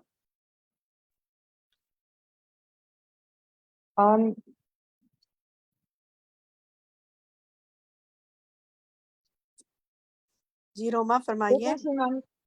ایک مسلمان کے لیے عقل کی یہ اہمیت ہوتی ہے کہ عقل ہم انسان کو ہر برے کام سے روکتی ہے اور ہر اچھے کام کی طرف راغب کرتی ہے. تو ڈیفینیٹلی اس وجہ سے مسلمانوں کے لیے عقل ہمیں اچھائی کی طرف لے کے جائے گی اور جو حق بات ہے اس کی طرف لے کے جائے گی. ٹھیک ہے، عقل جو ہے وہ انسان کو کون سے کام اس کے لائق ہیں ان کا بتاتی ہے اور کون سے کاموں سے اس کو بچنا چاہیے ان سے آگاہی دیتی ہے. تو عقل کا استعمال اس لیے کرنا بہت ضروری ہے کہ انسان دیکھے کہ وہ کس راستے پہ چل رہا ہے. بالکل ٹھیک ہے. نیکسٹ دیکھتے ہیں جی، نیکسٹ سوال دیکھتے ہیں. کیا دلالت ہے اس بات پر کہ فرعون کا وصف بیان کیا گیا ذل اوتادی اور پھر اس کا ہلاک ہونا؟ یعنی وہ ذل اوتاد تھا اور پھر ہلاک بھی ہوا، اس کا کیا وصف بیان کیا گیا اس سے؟ شبانہ آپ بتائیں گی؟ جی، اس میں یہ ہے کہ فرعون کے پاس بہت زیادہ فوجیں ہیں اور بہت بڑے اس کے لشکر تھے، جس کی وجہ سے وہ اپنے آپ کو بہت طاقتور سمجھتا تھا. لیکن جب اس کی ہلاکت کا وقت آیا تو کوئی بھی اس کی یہ چیزیں جو ہے اس کے کام نہیں آئیں اور مطلب کچھ ہی دیر میں اللہ تعالیٰ نے اس کو ہلاک کر دیا. تو یہ اس کا وصف تھا کہ وہ بہت مطلب تکبر میں تھا اپنی فوجوں اور لشکروں کی وجہ سے، اپنی مضبوطی کی وجہ سے، لیکن اللہ کے سامنے اس کی کچھ نہیں چل سکی. بالکل درست. یعنی ذل اوتاد تھا نا، لشکروں والا تھا، لیکن اس کا یہ وصف کچھ کام نہ آیا اور ہلاک جب اللہ نے کرنا تھا کر دیا. ہمارے لیے کیا سبق ہے؟ کوئی آپ میں سے شیئر کرنا چاہے گا اس پر؟ فرعون تو فرعون تھا، لیکن اس سے ہم اپنے لیے کیا سبق سیکھ سکتے ہیں؟ جی بتائیے، کیا کون شیئر کرنا چاہے گا؟ فرد آپ کہنا چاہتی ہیں؟ فرد مسعود. السلام علیکم. ہاں جی، یہ ہم لوگ ہمیں سبق ملتا ہے کہ ہم لوگ جو ہے نا کئی چیزوں میں سمجھتے ہیں کہ ہم جو ہیں بہت زیادہ طاقتور ہیں اور ہم اس کی جو ہیں سب کے سے زیادہ زور ہے. اگر ہمارے پاس کسی قسم کی کوئی ایسے پاور ہوتی ہے تو ہم لوگ سمجھتے ہیں کہ بس جو ہے جو کچھ ہے وہ ہم کر سکتے ہیں اور کوئی نہیں کر سکتا. تو اللہ تعالیٰ جو ہے نا یہ صرف اس میں اللہ تعالیٰ نے یہ بتایا کہ ہم لوگ جو ہے نا بہت کمزور ہیں، اور اللہ تعالیٰ ہم تکبر کا شکار ہو جاتے ہیں ان چیزوں سے کہ ہم بہت کچھ کر سکتے ہیں، ہم کچھ بھی نہیں کر سکتے اللہ تعالیٰ کے آگے. اور اللہ تعالیٰ نے جب اتنے فرعون کے لیے اتنا کچھ کر دیا تو ہم لوگ تو کیا چیز ہیں. بالکل. دیکھیں بہت بہت اچھی طریقے سے آپ نے وضاحت کر دی. دیکھیں ہم بعض اوقات کتنا یہ سوچ، عموماً آپ نے دیکھا ہوگا لوگوں کے ذہن میں یہ بات آتی ہے کہ میری تو فیملی بہت بڑی ہے، یا ہماری برادری بہت ہے، اور یا یہ ہمارے کہ پاس میرے پیسہ فرینڈس بہت ہمارے پاس زیادہ ہیں. پیسہ بہت ہے، یہاں خاص طور ہمارا پہ ذیل سوچ اوتاد کی بہت بات ہے نا. ہاں جی. لیکن ہاں وہ جی. تو ساری چیزیں آ جاتی ہیں، لیکن کیونکہ ذیل اوتاد کو لیا گیا نا لشکر، تو لشکر عموماً کیا ہوتا ہے، انسان کے ساتھ جو لوگ ہوتے ہیں اس کی فوجیں اس کے لشکر تھے نا. تو جی فوجیں بالکل. کیا ہوتی ہیں، مددگار ہوتی ہیں. تو انسان کے جیسے مددگار ہوتے ہیں نا دنیا میں بے شمار، اس کی برادری، فیملی، بہن بھائی، اس کے دوست. تو وہ پھر سمجھتا ہے کہ اس کو کوئی کچھ نہیں کر سکتا، یا اس کی پھر انڈر بعض اوقات کچھ لوگ پاور میں ہوتے ہیں تو ان کے پاس ایسے سب آرڈینیٹس ہوتے ہیں جو ان کے اشارے پہ حاضر ہو جاتے ہیں اور ان کو بتاتے ہیں کہ دنیا میں ان کے بغیر دنیا نہیں چل سکتی ہے. لیکن اللہ کے آگے جو ہے نا وہ کچھ نہیں ہو سکتا. تو یہ ہم سب کے لیے بہت سمجھنے کی بات ہے. اللہ تعالیٰ تکبر سے بچائے اور عاجزی سے رکھے ہمیں. جی نیکسٹ دیکھتے ہیں. یہ بہت اہم بات ہے، اس کو سمجھنا ہے، کیونکہ اس میں ذل اوتاد کا لفظ خاص طور پہ بار بار آتا ہے، کیونکہ اس اللہ نے قرآن کی آیت میں یہ بیان کیا نا. تو اس کو ہمیں سمجھنے کی ضرورت ہے کہ لشکر کام نہیں آتے انسان کے اگر اللہ نہ چاہے تو. نیکسٹ دیکھیے جی، یہاں جو بات ہے کہ عذاب کے کوڑے کا لفظ جو بطور استعارہ استعمال کیا گیا، تو اس آیت میں اس کی 2 بلاغی وجوہات ہیں. وہ کیا ہیں یہ استاذہ لکھ ٹیچر دیتی ہیں. میں بتاؤں بریرہ، میں بتائیے بریرہ. جی ٹیچر وہ کوڑے کا لفظ اس لیے اللہ تعالیٰ نے استعمال کیا کیونکہ جو کوڑے کا عذاب ہے نا وہ آخرت کے عذاب سے کم ہے. تو دنیا میں کوڑے کا عذاب کے لیے کوڑے کا لفظ استعمال کیا گیا ہے. اور جو ہے نا دوسری وجہ انہوں نے یہ بتائی تھی کہ وہ بار بار استعمال ہوتا ہے. آخرت کا عذاب تو ایک دفعہ ہو گیا نا، تو کوڑا جو ہے وہ بار بار استعمال ہوتا ہے. بالکل. کوڑا جو ہے آپ دیکھیں وہ ایک دفعہ نہیں مارا جاتا، وہ کوڑے مارے جاتے ہیں بار بار. بالکل صحیح کہا آپ نے.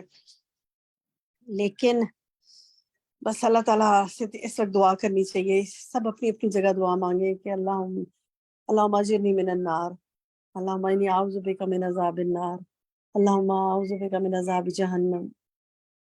اللہ تعالیٰ ہمیں عذاب سے بچائے اور کسی قسم کا کوئی کوڑا ہم پر نہ پڑے، اور ہمیں جنت کی بہاریں اور ہوائیں نصیب ہوں. آمین. چلے نیکسٹ دیکھتے ہیں جی.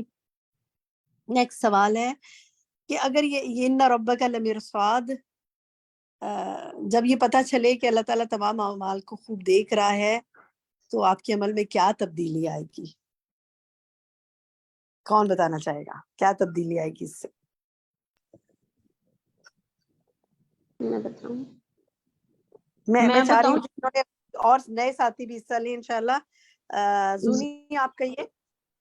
جی اس سے یہ ہوگا کہ ایک تو ہمیں بہتری آئے گی، یعنی ہمارے اعمال میں بہتری ہوگی، اور ہم اللہ کے احکامات کو صحیح طریقے سے انجام دیں گے، اور یعنی ہر برے کام سے ہم ڈریں گے کہ اللہ تعالیٰ ہمیں دیکھنے والا ہے اور ہم پہ نظر رکھے ہوئے ہے.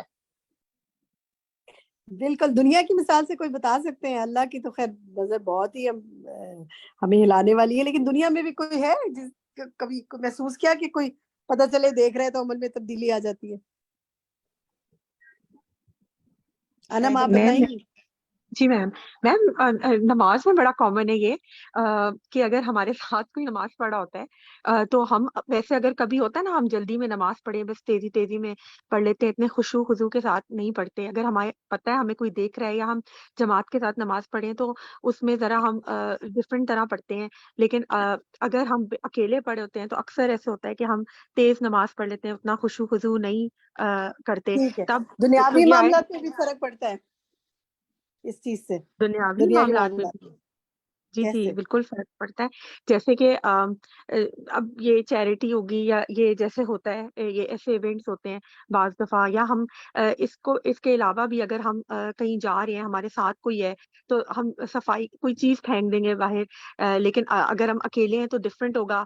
لیکن اگر کوئی ساتھ ہے تو ہم we'll make it a point कि हम उसको अपने पास रखें, बाद में उसको कोई चीज फेंकनी है, रैपर फेंकना है, यानी कुछ अपना अच्छा एक जेस्चर दिखाते हैं ना, हम पर्सनालिटी को अच्छा ग्रूम दिखाते हैं कि हम ऐसे गलत काम नहीं करते, कोई और देख रहा हो तो, है ना, यही मतलब है ना। तो अगर सोचे कि बंदे तो इम्प्रेस हो जाते हैं वक्ती तौर पर, लेकिन अल्लाह ताला तो दिलों के हाल जानता है। आप देखें अगर स्पीड लिमिट पे कैमरा लगा हो सिग्नल के ऊपर, तो कैमरे की वजह से सारी स्पीड लिमिट ठीक हो जाती है। अगर पता चले कि पीछे पुलिस की गाड़ी आ रही है, सारी स्पीड लिमिट ठीक हो जाती है। लेकिन कोई चेक एंड बैलेंस ना हो तो फिर कोई हाल नहीं है। तो हर वक्त चौक करना। अच्छा, हम ये चाहते हैं कि हम पर यहाँ दुनिया में जरा सी पाबंदियां हो तो हम ठीक रहेंगे, लेकिन ये याद रखें कि कोई भी नहीं देख रहा, वो तो देख ही रहा है ना, उसको तो मालूम ही है ना। तो उसके डर से गलत काम से रुकना, असल में आखिरत के लिए काम करना, असल में अल्लाह के लिए नियत है। चलें नेक्स्ट देखते हैं, क्या बंदे की अल्लाह के यहाँ इज्जत दुनिया के हिस्से या दुनिया की किस्मतों के ज्यादा होने या दुनिया के ज्यादा मिल जाने से होती है? अनस मारू, आप बताएं।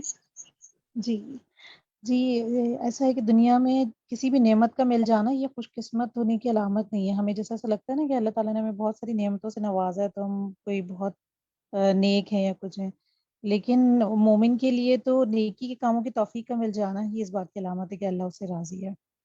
और काफिर के लिए कि वो दुनिया पर नजर रखता है कि दुनिया उसे बहुत ज्यादा मिल रही है, तो इसका मतलब है वो समझता है कि अल्लाह मुझसे राजी है और मुझे आखिरत में भी ऐसे ही मिलेगा, इससे ज्यादा। बिल्कुल, तो बहुत कुछ मिल जाए तो इस बात पे हम गारंटी नहीं कह सकते कि आगे भी मिल जाएगा, बस अल्लाह के से डरते हुए और नेकी का शौक रखना चाहिए। बिल्कुल, दोनों ही हालतें इम्तिहान है ना। चलें, अच्छा चलें, अब जरा से ये देखते हैं कि गिना और फक्र दोनों ही नेमतें हो सकती हैं और दोनों ही सजाएं भी हो सकती हैं। क्या समझ में आया इस हवाले से आपको? कोई भी शेयर करना चाहे तो नाम ले। आयशा सईद, आप कहीं? आयशा सईद, कौन इसका जवाब देना चाहेगा? वो है माइक खोले। मैं बताऊं फरहत? बताइए। जी, मैं खालदा। चलें खालदा, नेक्स्ट सवाल आपसे ले लेती हूँ, अभी फरहत को बताने दें। जी कहिए फरहत। हाँ जी, गना और फिक्र में जैसे कहते हैं कि अल्लाह ताला दे के भी आजमाता है और ले के भी आजमाता है, तो उसमें ये है कि अगर अल्लाह ताला ने बहुत ज्यादा नेमतें दे दी हैं तो उसमें हम लोग है ना जो है तकब्बुर और गुरूर में मुब्तला हो जाते हैं। और अगर है ना फिक्र में जो होता है उसमें भी ये होता है कि कई दफा हम लोग जो है ना नेगेटिव हो जाते हैं कि अल्लाह ताला ने हमसे नेमत छीन ली, अल्लाह ताला ने ये हमारे से घर ले लिया या ये चीज ले ली, अल्लाह ताला जो है हमसे राजी नहीं है। और हम लोग ये दोनों चीजें कहते हैं लेके भी आजमाता है और दे के भी आजमाता है, तो इसलिए ना दोनों चीजें नेमत भी होती हैं और दोनों चीजें इम्तिहान भी हैं कि दोनों तरीके से अल्लाह ताला आजमाता है। जज़ाकल्लाह खैर, बिल्कुल दोनों ही इम्तिहान है। अच्छा जनाब, नेक्स्ट चीज खालदा आपसे सवाल पूछ लेते हैं कि क्या चीज रोकती है इंसान को फुकरा और मसाकीन को खाना खिलाने से? इस पर कहा गया ना कि तुम एक दूसरे को उभारते नहीं हो इस बात पर। जी फरमाइए। जी, इंसान का हिर्स, ज्यादा से ज्यादा जमा करने की ख्वाहिश उसे इस बात से रोकता है। ठीक है, हिर्स दुनिया की मोहब्बत, दिल की तंगी पैदा करती है। बिल्कुल सही बात। सेल्फिश हो जाता है इंसान की, सब कुछ मैं अपने लिए रखूं, या अपनी जरूरियात जिंदगी को और ख्वाहिशात को इतना बढ़ा लेता है ना कि उसकी फैलाता है और इसराफ की तरफ चला जाता है, लेकिन वो उस तरफ नहीं आता। तो इसीलिए अल्लाह ताला ने कहा कि तुम्हें मैंने 2 आंखें दी हैं और एक जुबान दी है और 2 होंठ दिए हैं। अपनी आंखों का इस्तेमाल करो कि कहाँ किसको जरूरत है, और अपनी जुबान से अच्छा बोलो, और 2 होंठ दिए हैं जो तुम्हें रोक लेते हैं तुम्हारी जुबान को उस वक्त जब तुम बुरा बोलो।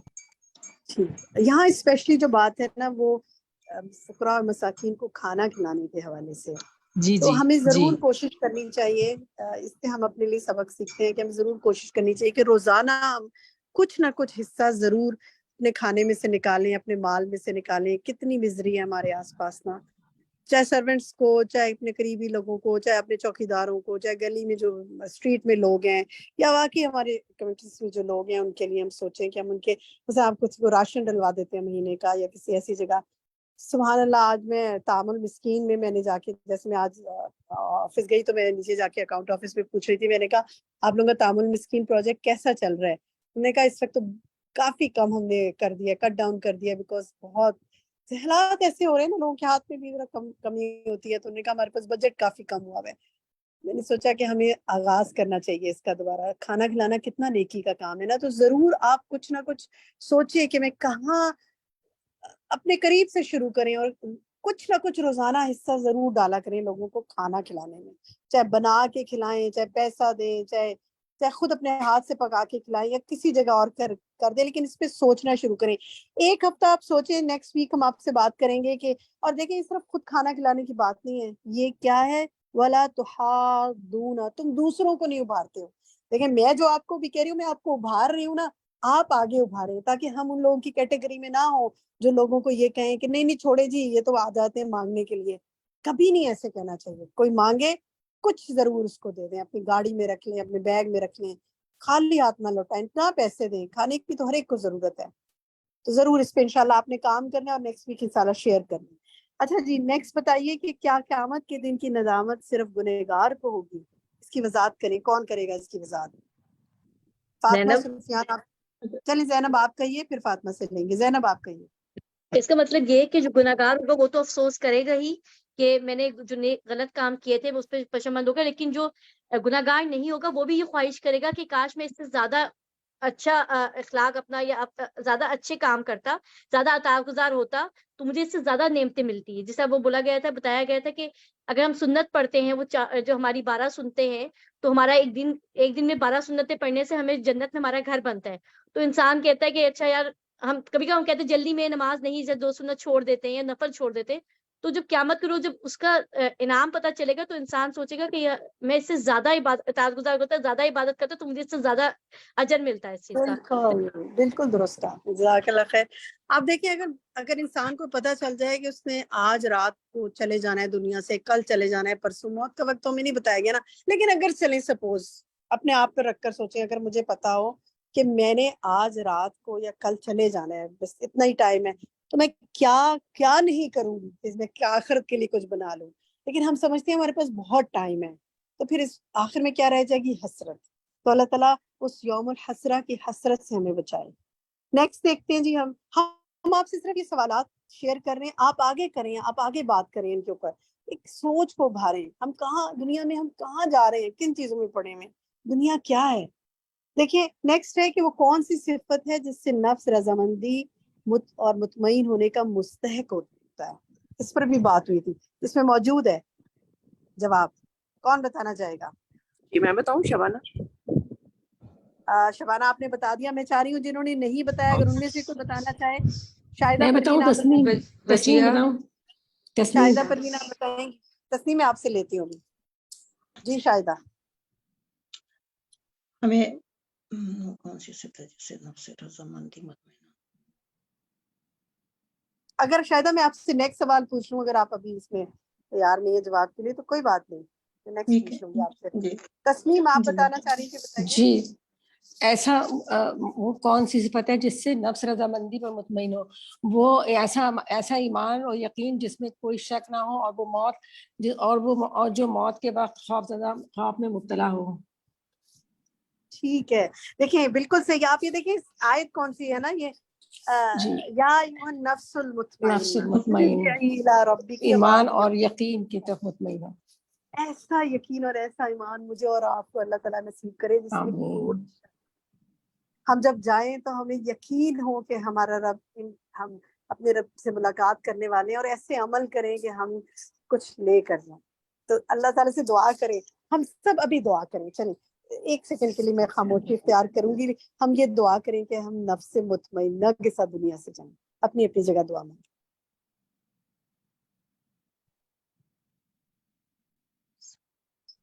آپ سب کی دعائیں اللہ تعالیٰ قبول فرمائے۔ چلیں جی، ہم جنرل آپ سے ایک سوال ہے، ایک دو کمنٹ میں لوں گی کہ سورۃ البلد آپ نے پڑھی، اس سے آپ نے کیا سیکھا؟ اگلے ویک بھی پڑھیں گے لیکن آج کیا سیکھا، کوئی بتانا چاہے؟ سورۃ البلد بھی ہم نے پڑھی نا، سورۃ الفجر پڑھی اور بلد، کیا سیکھا اس سے؟ ابھی جنرلی کوئی بات اگر آپ کے ذہن میں آ رہی ہے۔ مطاہر کہیے۔ अस्सलाम वालेकुम। माशाल्लाह वैसे तो बहुत कुछ सीखा, लेकिन वो जो पहले मक्का के बारे में बताया गया कितना पकीज़ा है, हम क्यों उधर जाके इबादत करते हैं, हमें क्या जन्नत मिलेगी। फिर उसके बाद नफ्स के बारे में बताया गया, फिर उसके बाद यानी कि टू मेनी थिंग्स थी। मसलसल हम वो होलनाकियाँ देख रहे थे क़यामत की और डर रहे थे इतना ज़्यादा। मैं तो 2-3 दफ़ा ये सूरतें पढ़ते हुए रोना आ गया कि इतना ज़्यादा अज़ाब। फिर असहाबुल मईमना यानी कि दाएँ हाथ वालों के बारे में खुशखबरियाँ, और फिर क्या है तुम जानते, बार-बार मुझे बार-बार लग रहा था बहुत सारी सूरतों में, क्या तुम जानते हो ये क्या है? क़यामत का दिन या जज़ा का दिन, बदले का दिन। तो मैं अटक ही गई थी, कितनी दफ़ा अल्लाह ताला ने बताया कि ये दिन ये है, और फिर बार-बार ये कि तुम मालूम है तुम्हें, और इतनी दफ़ा कि अल्लाह ताला, अल्लाह जी आप ये सवाल बिल्कुल बार-बार फिर रिपीटेड था, तो आज बिल्कुल क्लियर हो गया। अल्हम्दुलिल्लाह। कोई आयत सूरत अल बलद की बड़ा आपको मुतासिर किया उसने, कोई भी आप में से शेयर करना चाहे? नूरुस सबा, आप कुछ कहना चाहेंगी?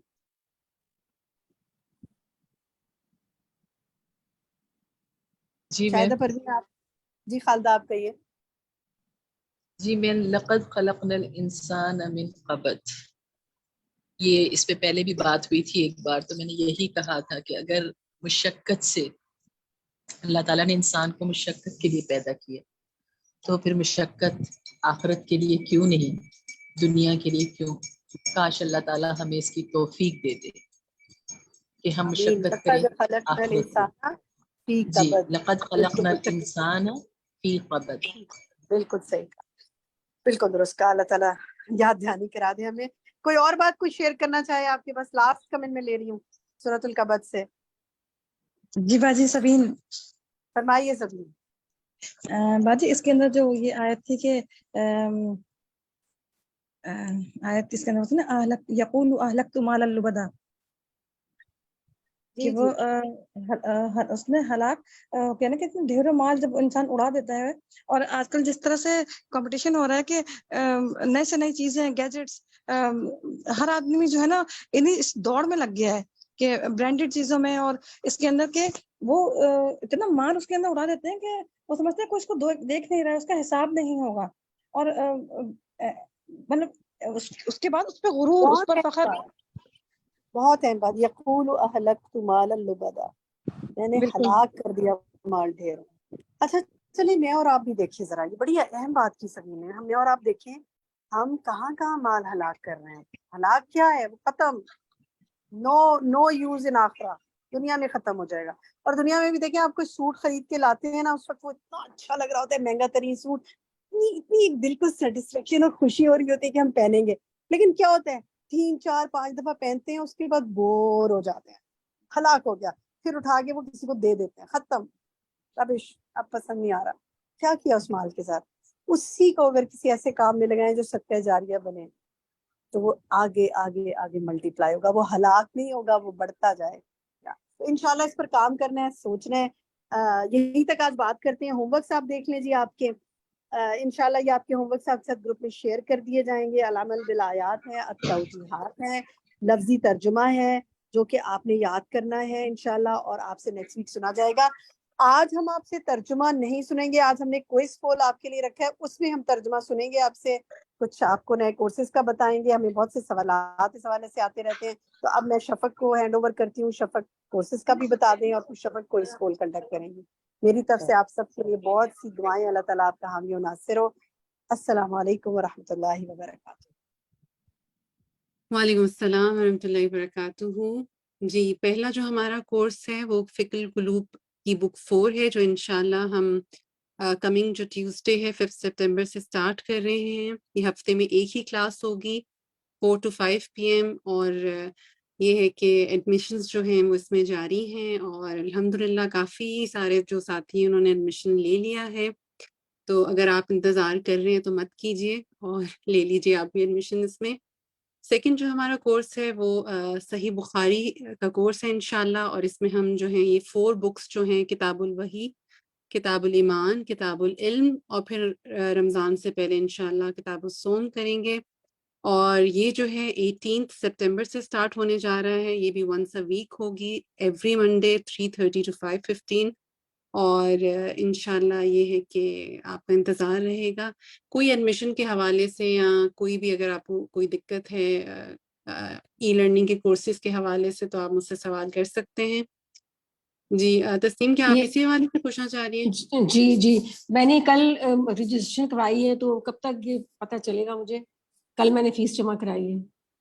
بس فیس آپ نے جمع کرا دی نا، تو جی انشاءاللہ جی فائنینس جو ہے وہ جیسی آپ کی کلیئرنس دے گا، آپ کو ای میل آ جائے گی، اور ای میل میں جو ہے وہ آپ کا لنک ہوگا واٹس ایپ گروپ جوائن کرنے کا، آپ اس کو کلک کر کے جوائن کر لیجیے گا انشاءاللہ۔ ٹھیک، تھینک یو۔ جی طلعت آپ پوچھیے گا۔ السلام علیکم باجی، پوچھ رہی تھی کہ یہ جو فقہ القلوب کا بک 4 اسٹارٹ۔ ہیلو جی طلعت بولیے آپ۔ السلام علیکم۔ وعلیکم السلام۔ میں یہ ایک بات کہنا چاہ رہی تھی کہ جو آپ نے صحیح حدیث کا کورس شروع کرنا ہے اور اس کے ساتھ جو ایڈوانس گرامر کا کورس شروع کرنا ہے، دونوں کے ٹائمنگز اور ڈے جو ہے وہ سیم ہے۔ اگر ہم دونوں اٹینڈ کرنا چاہیں تو پاسبل نہیں ہے ہمارے لیے۔ جی بس یہ ہے کہ یہ ڈیز اینڈ ٹائمنگز جو ہیں وہ جی کہ almost میں same تھے۔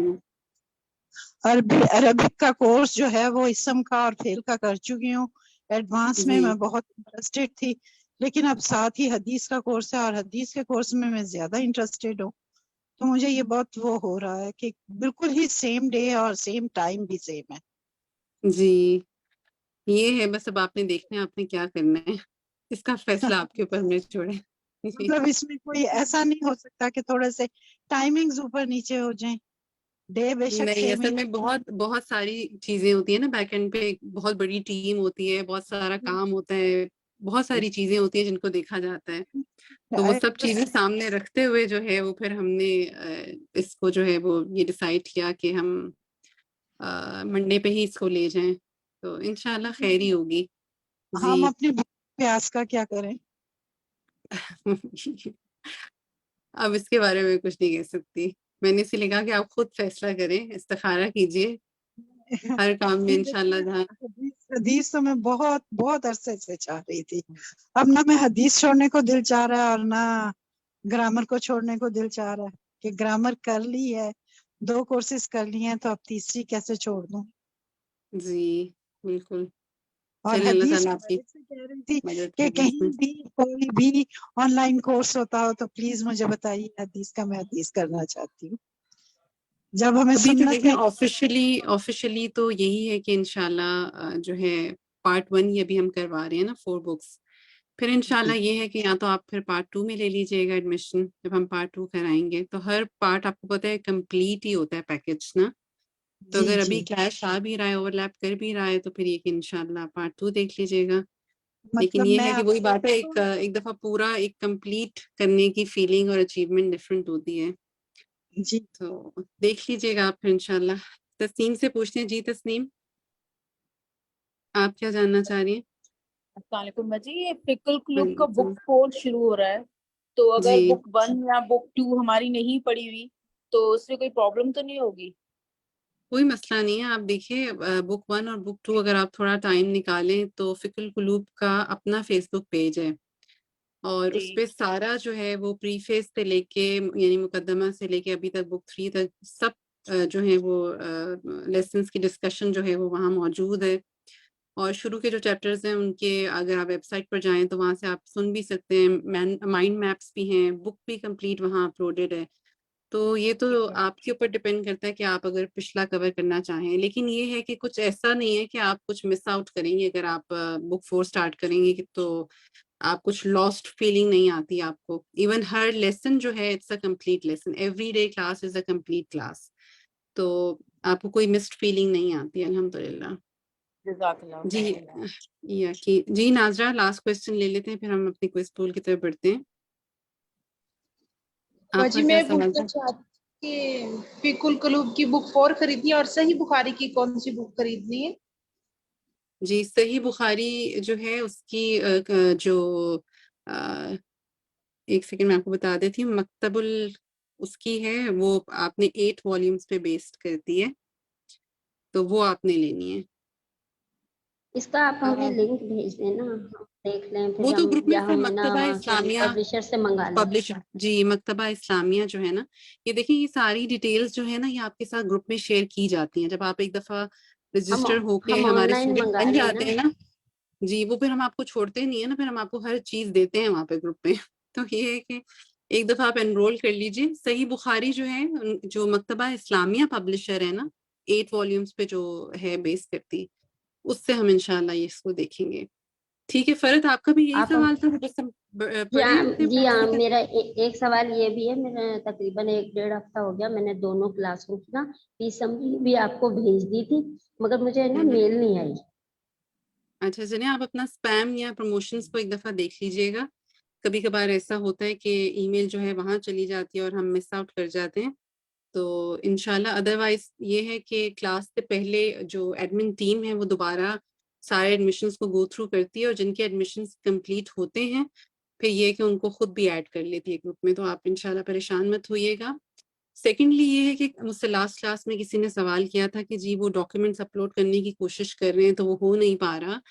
تو میں نے اس کو دیکھا, وہ جو ایک سٹیپ مس کر رہے ہیں وہ یہ سٹیپ مس کر رہے ہیں کہ وہ اوپر آپ سے پوچھتا ہے کہ ڈاکیومنٹ کی ٹائپ کیا ہے, تو اس کو سلیکٹ کرنا بہت ضروری ہے. ورنہ اگر آپ اپنا اس کی اپنا جو ہے آپ کا NIC کی کاپی فرنٹ بیک اپلوڈ کرتے بھی رہیں گے نا تو وہ نہیں اپلوڈ ہوگی. تو ڈاکیومنٹ ٹائپ جو ہے اس کو آپ اوپر سے ID سلیکٹ کر لیں. اگر کسی بچے کا کورس میں ایڈمیشن کرا رہے ہیں اور فارم B ہے, فیملی فارم ہے, تو وہ سلیکٹ کر لیں. یعنی جو بھی آپ ڈاکیومنٹ اپلوڈ کر رہے ہیں نا, پاسپورٹ ہے تو اس کو سلیکٹ کر لیں. ڈاکیومنٹ ٹائپ سلیکٹ کرنا مسٹ ہے. اس کے بعد پھر آپ اس میں فولڈر کے اندر وہ پکچرز ڈال دیجئے. چاہے آپ اپنے فون سے کریں تو گیلری سے اٹھا لیں, اگر ڈیسک ٹاپ سے کریں تو وہاں پر اس کو جو ہے ڈالنے کے بعد اپلوڈ کر دیں, اور بس اس کے بعد آپ نے جو ہے وہ اپنا اکاؤنٹ کریٹ کرنا ہے. ٹھیک ہے, تو یہ اسٹیپ تھا جو کہ آپ لوگ مس کر رہے تھے لاسٹ ٹائم. چلیں جی, اب چلیے اب بڑھتے ہیں اپنے کوئز پول کی طرف اور دیکھتے ہیں کہ آج کے ہمارے 10 سوالات کیا ہیں. تو شروع کرتے ہیں. بسم اللہ الرحمن الرحیم. جی پہلا سوال آپ کی اسکرین پر موجود ہے. آپ نے کرنا یہ ہے کہ اس میں سے جو درست المعانی الکلمات ہے وہ بتانا ہے. ذل اوتاد پہلا آپشن ہے, فرعون لشکروں والا تھا جنہوں نے اس کی حکومت کو مضبوط کر رکھا تھا, یا پھر فرعون ہمت والا تھا جس نے اس کی حکومت کو مضبوط کر رکھا تھا. سیکنڈ دیکھیے, فقدر آپشنز ہیں, کھول دیا یا پھر تنگ کر دیا. تیسرا سوال دیکھیے, ولا تحادون آپشنز ہیں, ابھارتا ہے تم میں سے بعض بعض کو, یا پھر نہیں ابھارتا تم میں سے بعض بعض کو. سوال نمبر 4 کو دیکھیے, التراث آپشنز ہیں, میراث یا پھر وصیت. کوسچن نمبر 5 دیکھیے, لیزی ہجر آپشنز ہیں, عقل والے کے لیے, بلند گھر والے کے لیے, یا پھر مال والے کے لیے. سوال نمبر 6, سورۃ البلد میں بلد سے مراد ہے نمبر 1 شہر مکہ, یا نمبر 2 فلسطین, یا پھر نمبر 3 بیت المقدس. سوال نمبر 7 دیکھیے, یقول اہلکت مالا لبدا وہ کہتا ہے ہلاک کر دیا میں نے ڈھیروں مال. اس آیت میں ہلاک کرنے سے کیا مراد ہے؟ آپشنز ہیں, مال صدقہ کرنا, یا پھر مال دکھاوے اور فضول کاموں میں خرچ کرنا, یا پھر مال سمیٹ کر رکھنا. سوال نمبر 8 کو دیکھیے, فک رقبہ آزاد کرنا ایک گردن کا, اس سے کیا مراد ہے؟ آپشنز ہیں, غلامی سے آزاد کروانا, قرض سے آزاد کروانا, یا پھر اوپر دیے گئے دونوں جوابات. کیا یعنی کہ آپشن 1 اور 2 دونوں, یا پھر کوئی ایک. سیکنڈ لاسٹ کوسچن کو دیکھیے کہ مسکین وہ ہوتا ہے جو اپنی یا اپنے اہل خانہ کی زندگی میں آسائشیں نہ دے سکے یا کی ضرورت پوری نہ کر سکے. آخری سوال, علیہم نار مؤصدہ ان پر آگ ہوگی dash, fill in the blank ہے. آپشنز ہیں, بند کی ہوئی, یا بھڑکتی ہوئی, یا پھر لپکتی ہوئی. جی تو آج سب سے پہلے زونی ندیم نے کر لیا ہے, اور میں دیکھ رہی تھی کہ یہاں پر جو ہے آلموسٹ تقریباً جو ہے 40 پلس جو ہیں پرسنٹ ساتھی وہ کر چکے ہیں, اور الحمدللہ تقریباً جو ہے وہ کچھ ہی رہ گئے ہیں. تو ہم ایسا کرتے ہیں، بڑھتے ہیں ریزلٹس کی طرف. ٹھیک ہے، جو آخری سوال پر ہیں وہ کائنڈلی اپنا جو ہے آپشن سلیکٹ کر کے اس کو سبمٹ کر دیں. تو بس پھر ہم بڑھتے ہیں اپنے جوابات کی طرف اور دیکھتے ہیں کہ کیا رہا ہمارا آج کا ریزلٹ. جی، ریزلٹس آپ کے سامنے اسکرین پر موجود ہیں. پہلے سوال کا جواب دیکھ لیتے ہیں. فرعون لشکروں ذل اوتاد کا کیا تھا معنی؟ فرعون لشکروں والا تھا جنہوں نے اس کی حکومت کو مضبوط کر رکھا تھا. الحمدللہ 97% جو ہے انہوں نے صحیح المعانی الکلمات جو ہے وہ بتایا.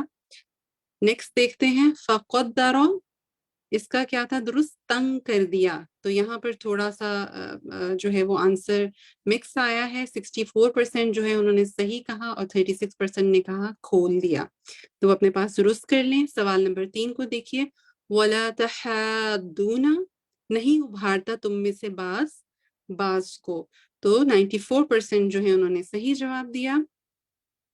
التراث، میراث کے لیے ہے. الحمدللہ 94% ساتھیوں نے صحیح جواب دیا. لذی حجر، یعنی کہ عقل والے کے لیے. الحمدللہ 73% ساتھیوں نے صحیح جواب دیا. اور آپ کو یاد ہوگا کہ اس پر کافی بات ہوئی تھی، ہجر بند کرنے کے لیے، روکنے کے لیے. تو جنہوں نے جو ہے وہ 21% نے کہا کہ بلند گھر والے کے لیے، تو پلیز اپنے پاس اس کو ٹھیک کر لیجئے. جی، سوال نمبر 6 کو دیکھتے ہیں. سورۃ البلد میں بلد سے مراد شہر مکہ ہے. تو الحمدللہ 97% نے اس کا صحیح جواب دیا. سوال نمبر 7 میں ہے کہ یقول اہلکت مالا لبدا، وہ کہتا ہے ہلاک کر دیا میں نے ڈھیروں مال. اور اس آیت میں ہلاک کرنے سے مراد مال دکھاوے اور فضول کاموں میں خرچ کرنا ہے. تو الحمدللہ 85% نے اس کا صحیح جواب دیا. فک رقبہ، ہم نے پوچھا کہ آزاد کرنا ایک گردن کا، اس سے کیا مراد ہے؟ تو جواب تھا کہ اوپر کے جو دونوں جوابات ہیں، یعنی غلامی سے آزاد کروانا اور قرض سے آزاد کروانا، دونوں شامل ہیں. تو اس کا صحیح جواب صرف 70% ساتھیوں نے صحیح دیا. اور 27% اور 3% جو ہیں وہ باقی دو آپشنز جو تھے اس میں کنفیوز رہے. تو آپ اس کو اپنے پاس دوبارہ مارک کر لیجئے. Second last question. وہ مسکین وہ ہوتا ہے جو اپنے اہل خانہ کی ضرورت پوری نہ کر سکے. ٹھیک ہے، یہ مسکین کی ڈیفینیشن ہے. تو 94% جو ہے انہوں نے صحیح جواب دیا. اور آخری جو سوال ہے اس پر بہت ہی ایک مکس آنسر آیا ہے کہ علیہم نارم مقصدہ، ان پر آگ بند کی ہوئی ہوگی. ٹھیک ہے، تو اس کو آپ پلیز ضرور دیکھ لیجئے گا انشاءاللہ. تو یہیں تک رکھتے ہیں آج اور دعا کر لیتے ہیں.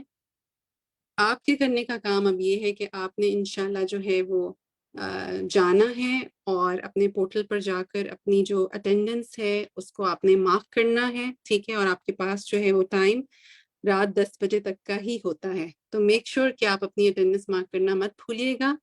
دعا کر لیتے ہیں. سبحانک اللہم و بحمدک، اشہد ان لا الہ الا انت، استغفرک و اتوب الیک. السلام علیکم ورحمۃ اللہ وبرکاتہ.